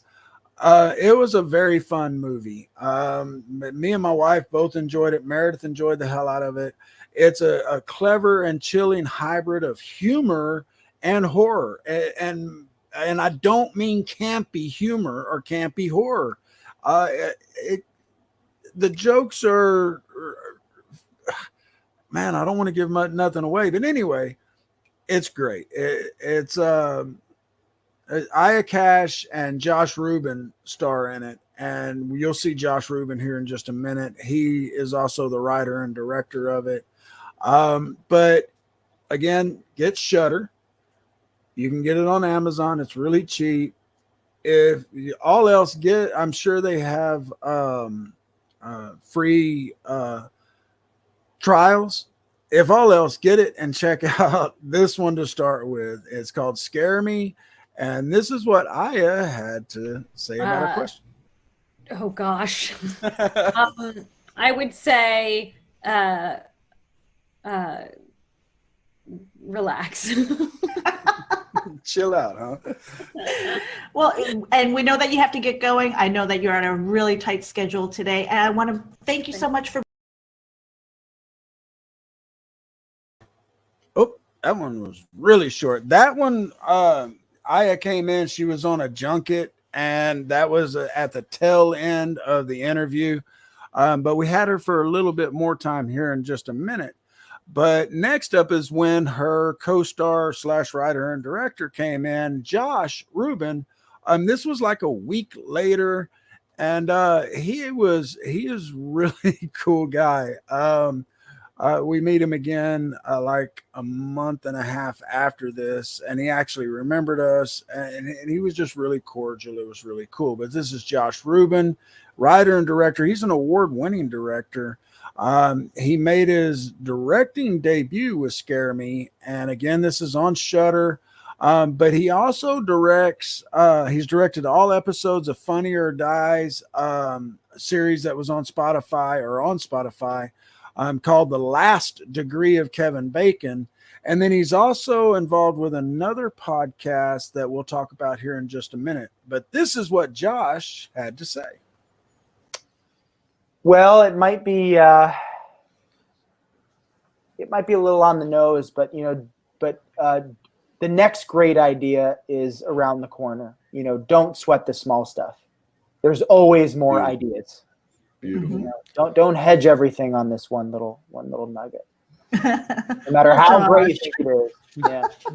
Well, great. Well, we're gonna show the trailer here after Josh leaves. He's got a heart out. He's got other. And that's another one of those I was talking about where during the interview, we had the trailer for Scare Me. And just go look it up. Not right now because you're listening to the show, but go look up Scare Me. It's fun. You'll probably recognize another guy. I can't think of his name and I should have jotted it down. He was unable to come in for the interviews, but he is in he's in that Netflix show with, anyway, it's about weed. I can't think of her name that she's in it. Anyway, but this next one is the team behind Scare Me, which is Josh Rubin, a month and a half later, in which we hit him again with a question. But then this is also, let's see, I'm trying to see what everybody is. Comedian, writer, and director Aaron Kefitz and producer Alex Bach. And they discuss the podcast that they had going as well as Scare Me, but the podcast is called Make Cool Shit. This is actually a really cool podcast, folks. I'm not sure if it's still going on. I haven't checked it out lately. But this one, we're going to have a triple hit here. And so check out what the team behind Scare Me and Make Cool Shit had to say about going back in time and talking to their younger selves. Oh, God. I mean, I don't know. I read this very dorky. I cannot even remember the name of this book, but I read this very dorky book on time travel, like sci-fi fiction book. And I remember sort of like one of the morals of the story, like basically it was like this, the older version of the time traveler would come back and visit the younger person. And it was sort of like this lesson of like, well, you always have yourself. Like whenever you're like nervous about something and you're like, man, I wish I could bring a friend up on the stage. It's like, I'm bringing myself up on the stage. I'll be all right. That's how I cope with my anxiety. Is this, yes, life lesson. Great answer. Aaron, how about you, sir? Oh man. Oh God, it would be like eat more soup. Like I don't know. I have nothing. I just know that I am such a contrarian that I would not have listened to anything that I say. Please. So like I would have to I'd have to Tom Sawyer myself. I'd be like, give up now. Don't do it. Give it up. Just lay down. Yeah. And then like, young me would be like, well, fuck you. I'm doing this thing. Yeah. I'll show you, older me. Yeah, I'll show me. Now, Josh, I don't remember what your last answer was. We are one of these days. We've been getting these now for 9 months. And so we do have plans on at some point going back, getting all the answers. And we're going to put together either an article or a tell-all book about all you folks and your crazy stuff. But what would your answer be this time? You should have led with that, Matthew. No, because it's just like you wouldn't have given Aaron the shot of, taking the whole documentary or the podcast if he had told you up front he was going to do outtakes. I can't answer that up front either. Now Josh is scared to answer. No. I'm in the business of making an ass of myself. I have no more feelings. I think I was so afraid to say no and so afraid of what other people thought when I was chubby and friendless and had a big imagination. But wanting to appease my whatever circle I thought was worth listening to or obeying, popular kids and whatever else. So I think I would have liked to have said no earlier to, doing things I didn't really, want to do or do things out of like love. But that's also the privilege of getting older. To come back to Meredith, like the great thing about getting older is like you're empowered enough to be like, I don't need friends or to add you to my life, person who I have a weird vibe about, or I don't have to make this commitment, et cetera, et cetera. So I think I would probably be like, don't be afraid of saying no, because all the yeses along the way have certainly taught me, they've all been notches in the belt. But I think that'd be the big thing. Got it.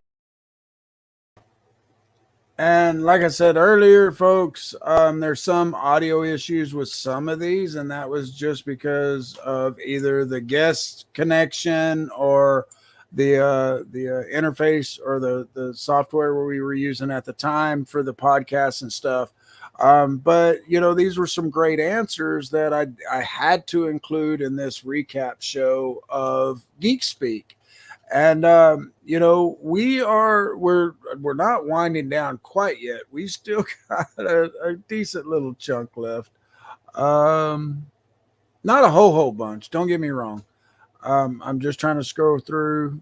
Yeah, it looks like we got 1, 2, 3, 4, 5, 6, 7, 8, 9, about 10 left. And of course, a lot of them are really, really short.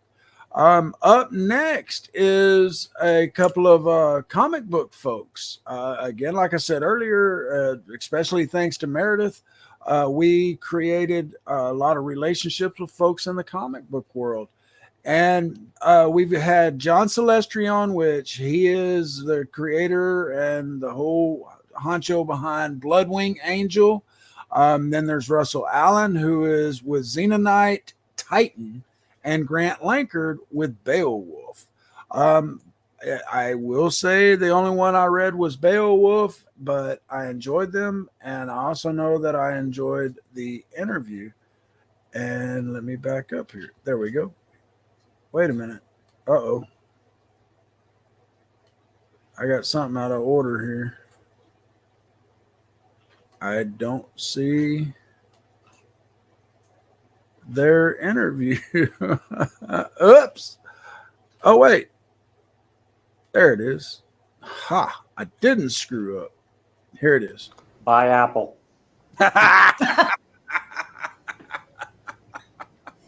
Hey, good point. I made some good money on my Apple stock. I will say that. Mark, keep how about your collectibles. All your collectibles. All the action figures, the comic books, all of it. Don't let them tell you it's not worth anything. Don't open them. Don't play with them. I had all the Star Wars original Kenner Star Wars stuff. Don't open them. Don't All open right. them. So quite honestly, if you guys saw your older self, would you listen? Oh gosh, if I saw my older, if little me saw this me, he'd just be like, "No, seriously." I would have punched me right in the nuts, is what I would. Oh no, little me would be like, "Wow, okay, it does turn out better." Little me would be like, "Dang it, you're bald." Grandpa was right. Little me would be going, "Wow, you could actually grow a mustache now," because I had the most splotchiest, thinnest crap ever. But going back in time and buying stock has been something I've thought about for a long time. So I think little me might have listened to the advice. If only you had a time machine so that you could go back. Oh yeah, that was the flaw in the plan. And I'll tell you guys something. Not only would Apple have been a good buy, but I was around in the 90s when Marvel was in bankruptcy and was at 4 cents a share. 4 cents. And I knew it. I knew that it was going to come back. They had screwed themselves with all the crossovers and the whole bubble burst on comic books. They went into bankruptcy, and I followed the stock market quite closely back then, and I saw them in bankruptcy at 4 cents. And I told my wife at the time, I was like, I really, really should buy some of this and just sit on it. that would be one of my things to tell my younger self is, dumbass, do it. Do it.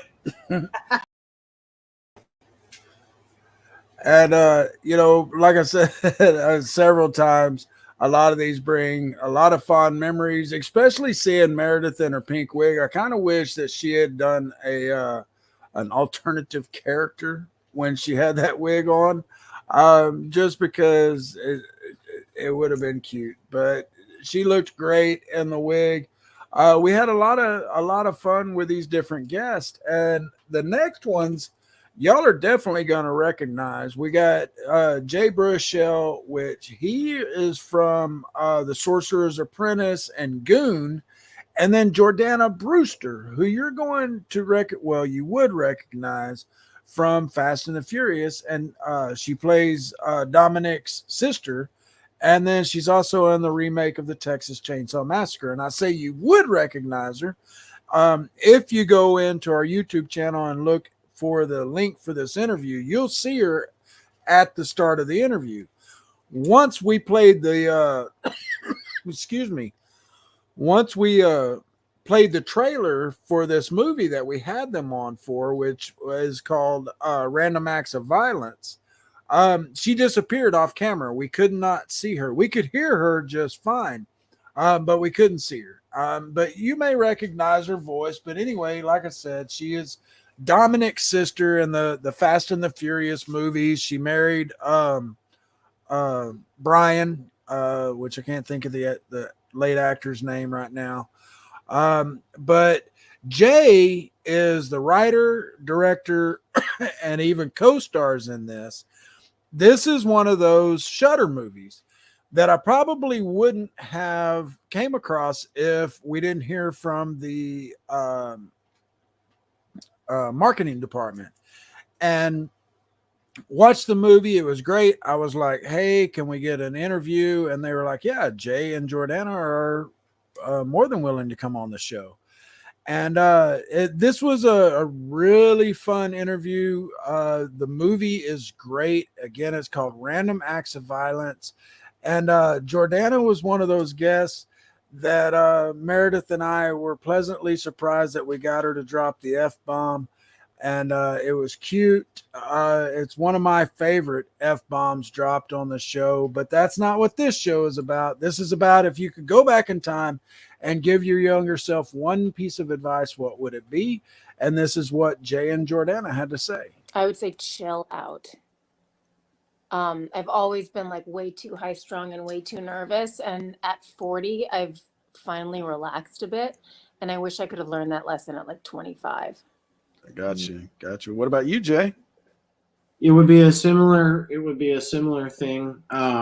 Yeah, the same thing. That's like getting, I'm 38 and the story of growing up for me has been the story of realizing, distilling my true priorities down to what they actually are, instead of being worried about, everything and then some. I had a tendency to be quite a worrywart, and I had bad anxiety my whole life, and pretty much the only 12-year-old insomniac I knew. And so if I could, I would go back and be like, yeah, you can breathe, but also know that you do the thing, that you get there. It's okay, because that was part of the thing was a paralyzing fear that I'd never get to become the man that I'd hoped I would be, and right. blah blah blah, and all these sort of shit that I really care about, and always worry that something would, step on that or whatever. And so I'd be like, breathe easy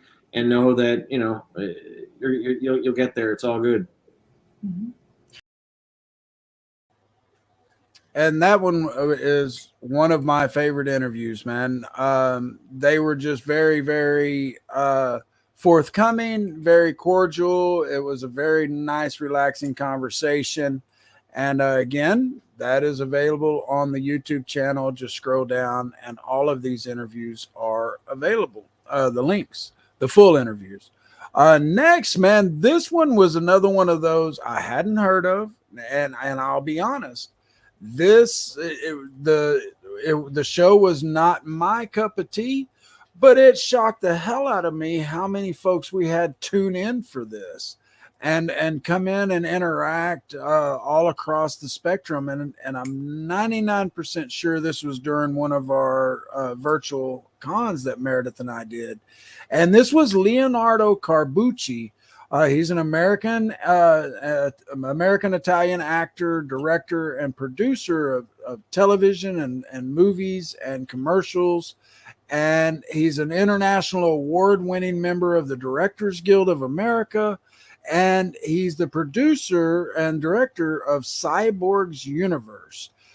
This is a television show that started in 2017. I believe he's still waiting for funding and stuff to do more, because it is one of those cult hits. And it's called Cyborg's Universe. We had him on. He was another unexpected great guest. We loved meeting him, had fun with him. And this is what Leonardo had to say about going back in time and talking to his younger self. I will say, for sure, don't spend too much time on all this technology obsession. So don't be so focused on which camera to use, which computer to use. Oh, should I use a Red? Should I use Arri? Should I use Bill's lens? So technicality, they remain technicality. What matter is something else. So a lot of time, young kids, they get focused so much in the technicality of making movies, and they forget that make movies is first of all talk to the actors. That's it. You start all there for a director. You go to talk to your actors. You let them know what you want, and you together build the story. So if I go back in time, I will focus more on this. So maybe start on theater. And right now, where are the theater? Where are the theater in Los Angeles? I know there are many, but they're not popular at all, and kids, They forget they have theater as well. That is an unbelievable tool. Go to the theater, go to teach to have a physical contact. Well, right now it's not even possible to do that. Wait for the COVID to finish, but that helps more than other technology, deprivation in your mind to be hours and hours looking the specs. These are just numbers. That will not help you to make a good movie or a good script. So And as you can see, folks, a lot of this is, just sage advice for everyday life. Some of it is funny. Some of it is, hey, man, I would make sure I could ensure that I had the best life possible now. And then a lot of it is really good advice for those of you out there that are wanting to break into the movie industry or comic books or writing. And there is a lot of these kind of shows on the Geek Insider channel on YouTube and on the podcast. A lot that didn't make it through here tonight because we didn't ask them the question. It may have been during a convention. It may have been a special episode or special interview that we did to help them with a Kickstarter or what have you. Or we may have had them for limited time. And so we just didn't ask them that question. But, if you are a content creator, as far as that kind of stuff goes, you should check out the channel. There is a lot of other great advice besides this, going back in time and telling or giving yourself one piece of advice. But Carl, thanks so much for tuning in. You got to take off. I appreciate you staying the whole time. That goes for all of you out there, man. I know a lot of you aren't commenting, but I see you tuning in, and I really appreciate that. I know Meredith really affected a lot of people's lives. She was a very cool woman. She didn't want any kind of tribute to her or, memorial or anything. And so we definitely stayed away from that. And like I said, I had no idea that tonight marks 7 months of her, the anniversary of her death when I planned this show. This show was totally to celebrate and highlight all the great interviews that we had. And of course, I'm dedicating it to her. She was the integral part of this show. She was the show. I just happened to be the guy that talked over her most of the time. But next up is one of those that I talked about earlier that we became friends with. We had John Lachago on several times. And he is actually another one that came to us by Full Moon Features. He's the director of Blade, the Iron Cross, one of those Puppet Master movies. And then he's also done a lot of other stuff for Full Moon Features, and then stuff outside of Full Moon Features. But aside from that, he was just a really cool guy. We enjoyed meeting him. And like I said, we became friends with him. He was one of the first that I notified about Meredith's death, and he was affected by it. He was very saddened. But this is what he said about talking to his younger self. Great question. All right, it's really simple. Just don't worry so much. Really, I've wasted a lot of time in my youth worrying about stuff. Worrying, is this good enough? Worrying, is it detailed enough? And now that I'm getting a little bit older, getting some gray hairs, it's like, you just do the work. Don't fear failure. Don't worry about fail. Or, I mean, you can feel it, but don't fear it. But don't let it stop you. Just continue. The more you the more you fail, and the more trials, the more chances to do things, the better you get, and probably you become better artistically with because if you just take that chance. That's really the thing that I would tell myself, because I think I've stopped doing things for fear that there'll be a failure and stuff in my youth. That probably held me back. And now I'm just, again, with Puppet Master, it was a very, very big responsibility, but I'm like, yeah, no problem, let's do it. Let's go. And if you were tuned in on Facebook or on the video portion of this show, you just saw me throw up a couple of comments. One was by Pam Measles Smith, and she said, great answer so far, super interesting. And then in Fuego Entertainment, which is her and her husband Eric's company, he said, great show, Matthew. Meredith would have loved it. And it's funny that they threw those messages, or were able to throw those messages out now, because they're coming up here in just a minute. And I'll talk about them here in just a minute. We've only got 2 more clips to do, and then we're going to wrap up with Eric, Pam, and then another special guest, and then one last little video, and we'll close it out. So there's only a few minutes left. Like I said, it's going to plug right in at 2 hours. But this next one, guys, I talked about musical guests earlier, and this is one that to this day, at least once a week, and I mean at a minimum once a week, I listen to his music. And his name is Sam Tenez. I guarantee you've heard at least one of his songs. He was one of the coolest guests. He's a gamer too, and so he just fit right in with Geek Insider. But Sam was a really, really cool guest. I still interact with him on Facebook, and I hope to have him back on sometime, because I just absolutely love his music. If you've never heard of him, it's Sam Tenez, Tinnez. You can go to our YouTube channel for tonight's show, scroll down, see everybody's links for their specific interviews. He, like I said, was a cool guest, but his music is even cooler. Go on to your music device, type his name in. There's White Dove and War. Man, I should have wrote them down. I probably butchered them, but there's 2 albums, and they have them together on Apple Music. The music is awesome. There's not a single song that I don't like. And I could go on and on about the ones that I do, but this is what Sam had to say about talking to young Sam.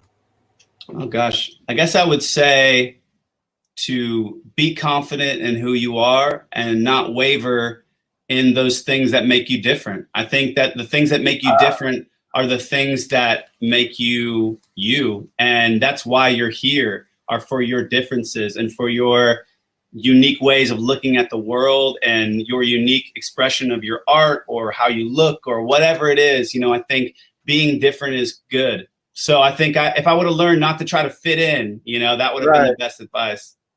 Beautiful. Absolutely beautiful. And like I said, that's one of my favorite interviews out of all the musicians we had, and which there were others that we didn't ask questions of. And I do listen to a lot of them. Like I said, Joe Hertler, I like his music a lot, but Sam, almost every time it's a coin toss on whether I listen to Sam Tenez or 21 Pilots when I'm taking a shower or cooking out on the grill. And a lot of the times here lately, it's still Sam, even 2 years later. So do yourself a favor and check out Sam's music. Last up, before we start doing the wrap up interviews or the answers to the question, is a couple of ladies that were again unexpected pleasures. This is Sarah Del Pizio and Melissa Graver. And they were a part of this show called Pet Peeve Police. This is hilarious, guys. Their show is. And the ladies are funny in person or in the interview. The Pet Peeve Police won several awards. And it's a comedy series about two women who are fed up with rude, inconsiderate douches. And they're officers and they take matters in their own hands and become vigilantes. And so, of course, that's right up my alley. And this is what the ladies had to say. That's a good question. You know, I think I would tell myself that. Oops, and I forgot the director's in this too. That's PJ. It doesn't look like I took. Oh, PJ Germain, Sarah Del Pizio, and Melissa Graver. And PJ is the one talking first. He's the writer or one of the writers and the director. So here we go. That's a good question. You know, I think I would tell myself that, you know, not to stress out, that like the world works itself out, and like not to worry too much and just have fun, live life. So I think I spent a lot of time just worrying about work and working and trying to be the best that I could be, that I maybe have overlooked some of the things that I could have enjoyed. And, you know, I think that's what I would tell myself. Sarah, how about you, ma'am? Similar to PJ, you can't control the future, but you can control how you react. So, you know, you never know what's going to be thrown at you. Like Alexa going off right now. Alexa, timer off. But you know, you never know, like a worldwide pandemic is happening, but you can, you know, be responsible for how you react and what you do with what's thrown at you. So make the most of whatever gets thrown at you, and don't worry. Everything will work out.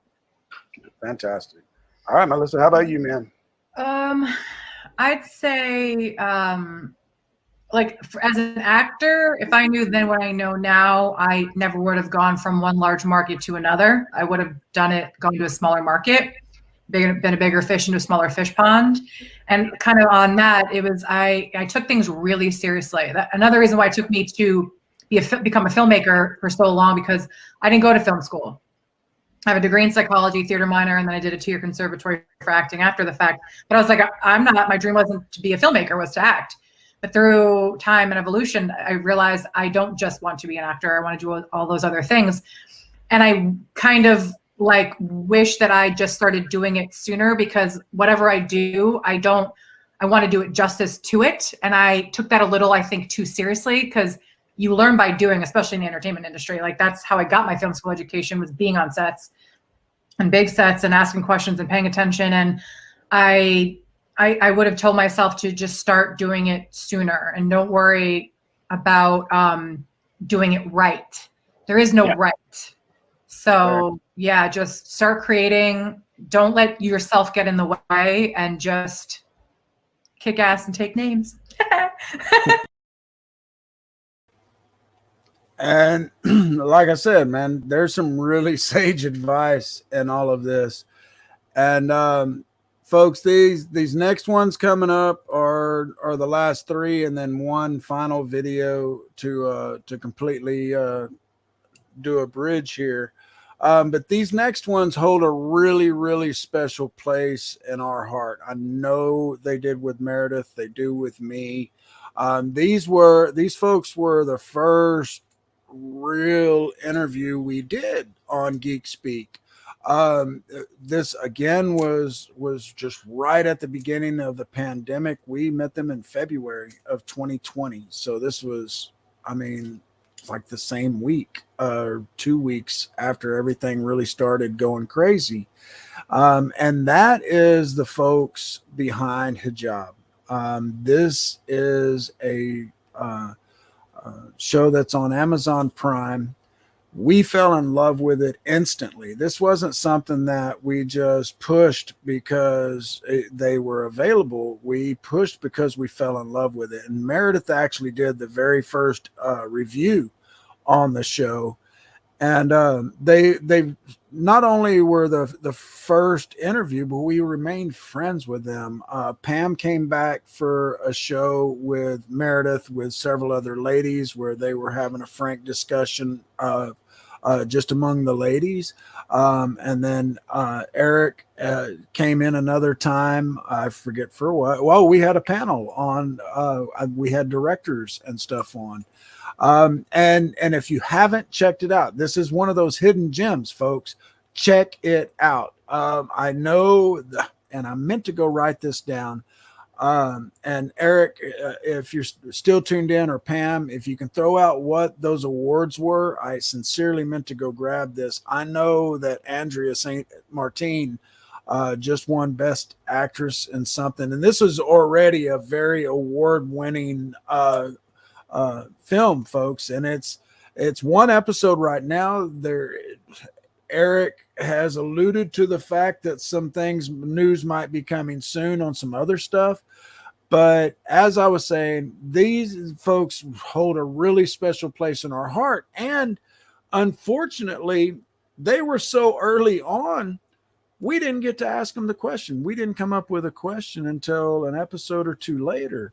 And so I went to them and recently when I started working on this show, and I told them, I was like, hey, I'd like to include you guys. Can we get you to answer the question now?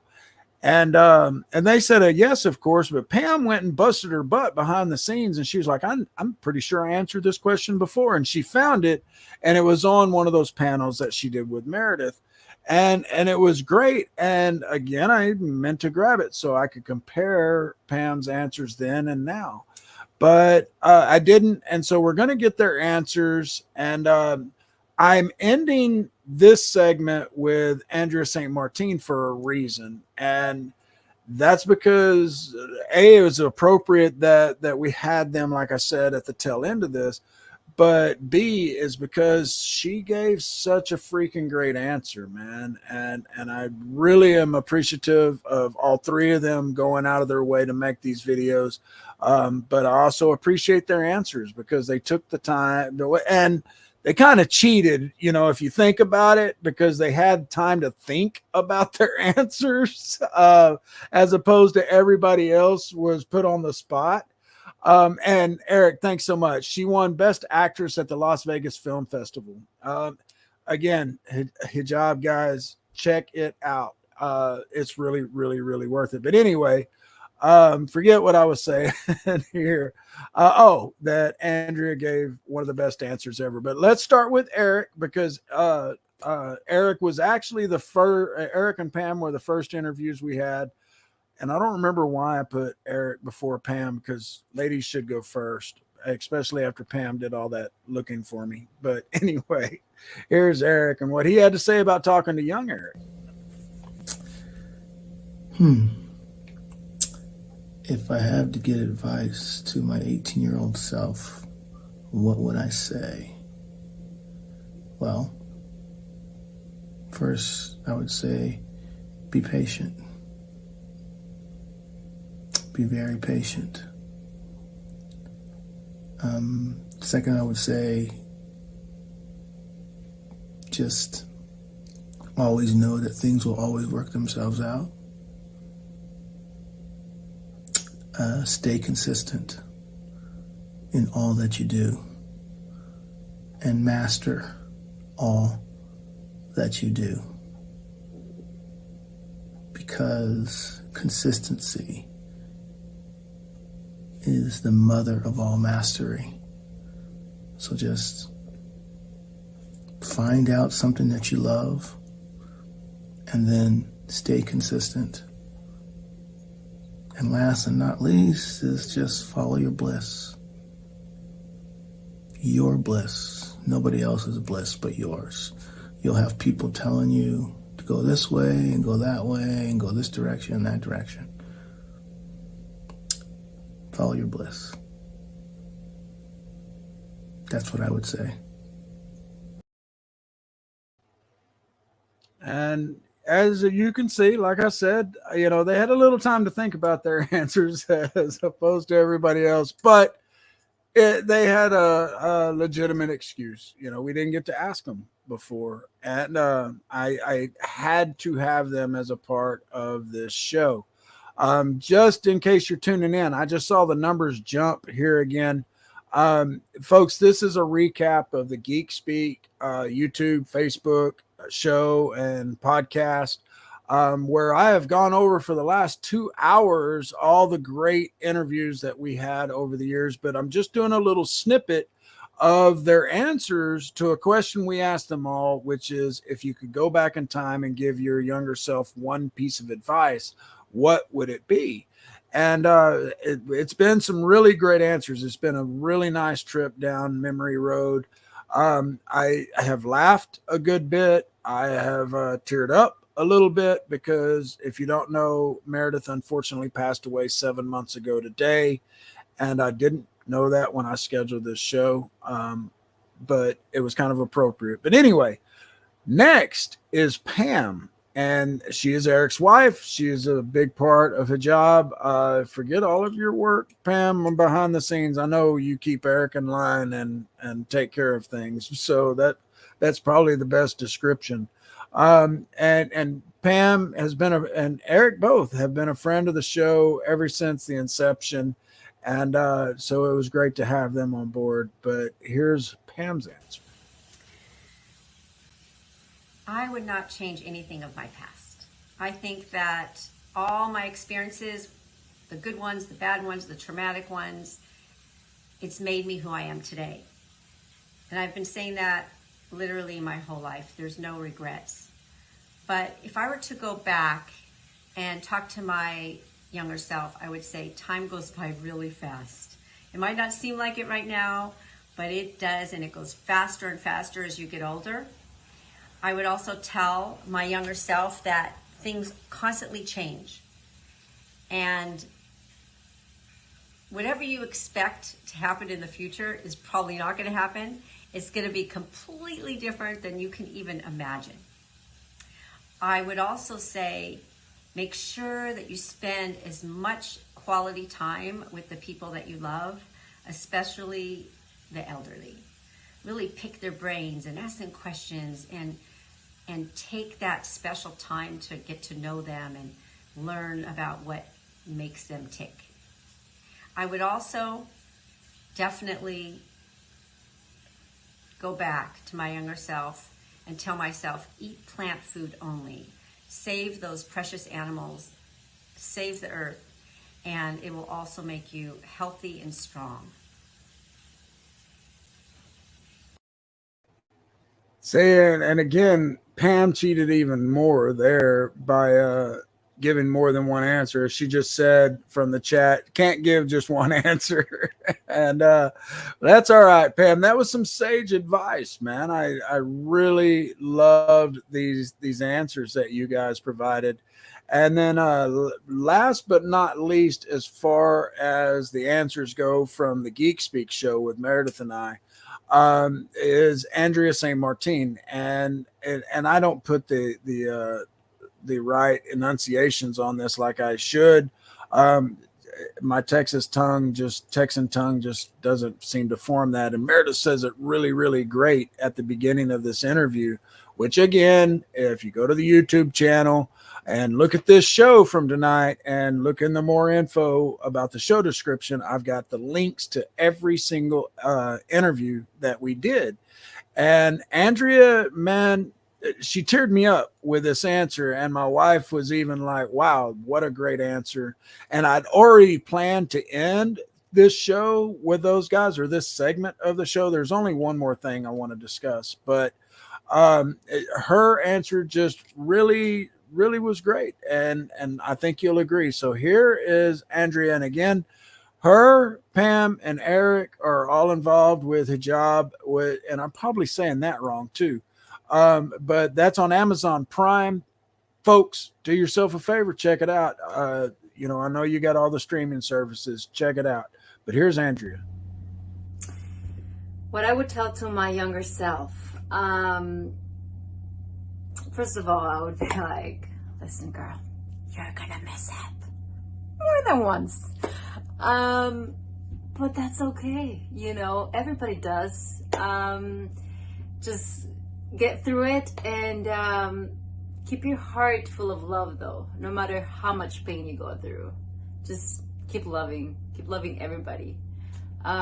Keep being good, keep doing good for others, and have fun and relax.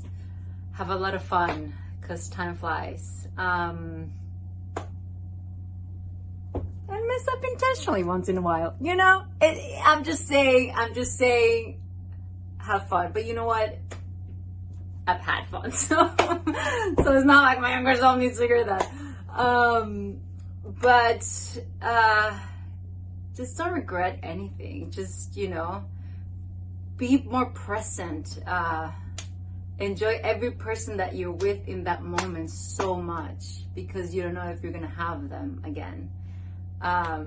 So every single person that comes in your journey, enjoy the heck out of them.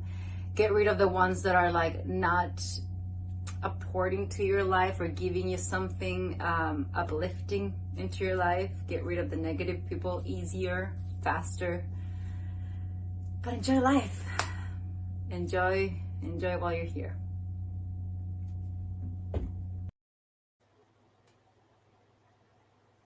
And then I totally got off the wrong screen looking at something else. But as you can see, there was a great reason why I ended this segment with Andrea.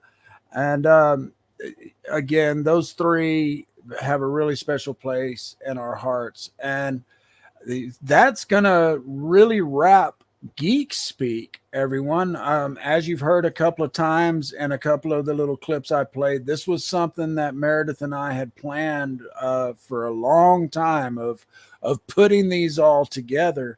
I still may go back through and write down everyone's answers, but I really suck at dictation. My brain and hands don't work that way. They just haven't in a long time due to nerve issues. And so it's another huge undertaking, but I'd like to get that down, but we'll have to see. But I at least wanted to do this because Meredith and I did put so much work into Geek Speak. Meredith probably more so than I, because she really reached out a lot to forge a lot of those bridges that we made over the years. Don't get me wrong, I did my fair share, of reaching out, but Meredith did more. But that was, Geek Speak. And like I said, that show is at an end simply for the fact that I just can't continue Geek Speak without Meredith. That was our baby. We do have Into the Geekverse, and there's a couple of other things.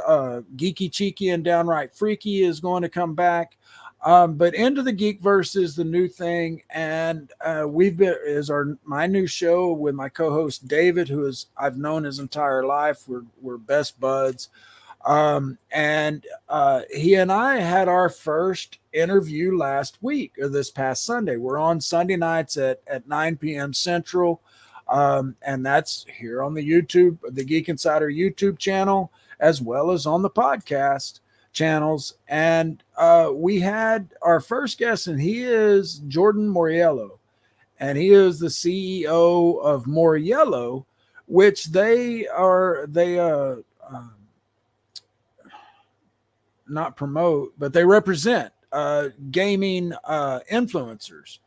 And so this is into the Geekverse. We are more on the gaming kind of side of things. We're going to get a lot more into the movies and stuff again. Or there may be a spinoff show coming, hint, hint. But this one, and Jordan was a great guest. And of course, as a tie-in to Geek Speak, we asked him the same question. And this is what he had to say. Well, I would definitely say, buy Google, buy Apple. No question. Buy Google, buy Apple, invest heavily in Tesla. No, I think if I were to go back, I would just say, your network is your most important entity in business, whether you're working for someone or whether you're an entrepreneur on your own. Meet as many people as you can early. Take care of the people that take care of you. Your network is so important to building clientele, and really, you don't try and help people. People they are only interested in what you can help them with. And so build your network, make a lot of friends in whatever industry you go into. Meet a lot of people, be active in your industry. And take care of your network. That's really what that's going to take you as far as you can go. More so than skill set and all the other things. Just take care of people and your network in particular. Man, I have done that question over 40 times, and that is a unique answer. I loved it. That one is taking care of your network. That is great advice. Jordan, as David and I continue on with Into the Geekverse, that's something that we'll ask more guests, which we've got several lined up for September, and we will continue to do so. Everyone, I want to thank you all so much for tuning in. We actually went a little bit longer than the 2 hours I had projected. But man, this trip down memory road with Geek Speak has been fantastic for me. I hope you've enjoyed it. I know a lot of Meredith's friends were tuning in tonight, and will watch this on the replay, or listen to it on the replay on the podcast replay. But I've really enjoyed it. Meredith and I, we had a really great relationship. We made a lot of great relationships, and we made an impact. At least I hope we made an impact on some folks' lives with that show. But this is going to do it for Geek Speak. As I said, we have some other things planned, so make sure that if you haven't already done so, subscribe to the podcast or subscribe to the Geek Insider channel on YouTube, and make sure you turn on alerts. But that's going to do it. And I wish I'd have grabbed the closing that Meredith did. I didn't even think about it. I played the intro tonight from the original show, and I guess I'll end with that just because it's appropriate, because Meredith did it and it's got her voice on it. But thank y'all again for tuning in. I hope you enjoyed it. Leave us comments below. I try to respond to all of them. Y'all have a great rest of your week, and thanks again for tuning in. Meredith, I love you. And of course, this show is dedicated to you, man. You're tuning in to Geek Speak, a Geek Insider production. We're sitting with special guests in entertainment, news, and tech. So sit back and enjoy the show as we geek out together right now.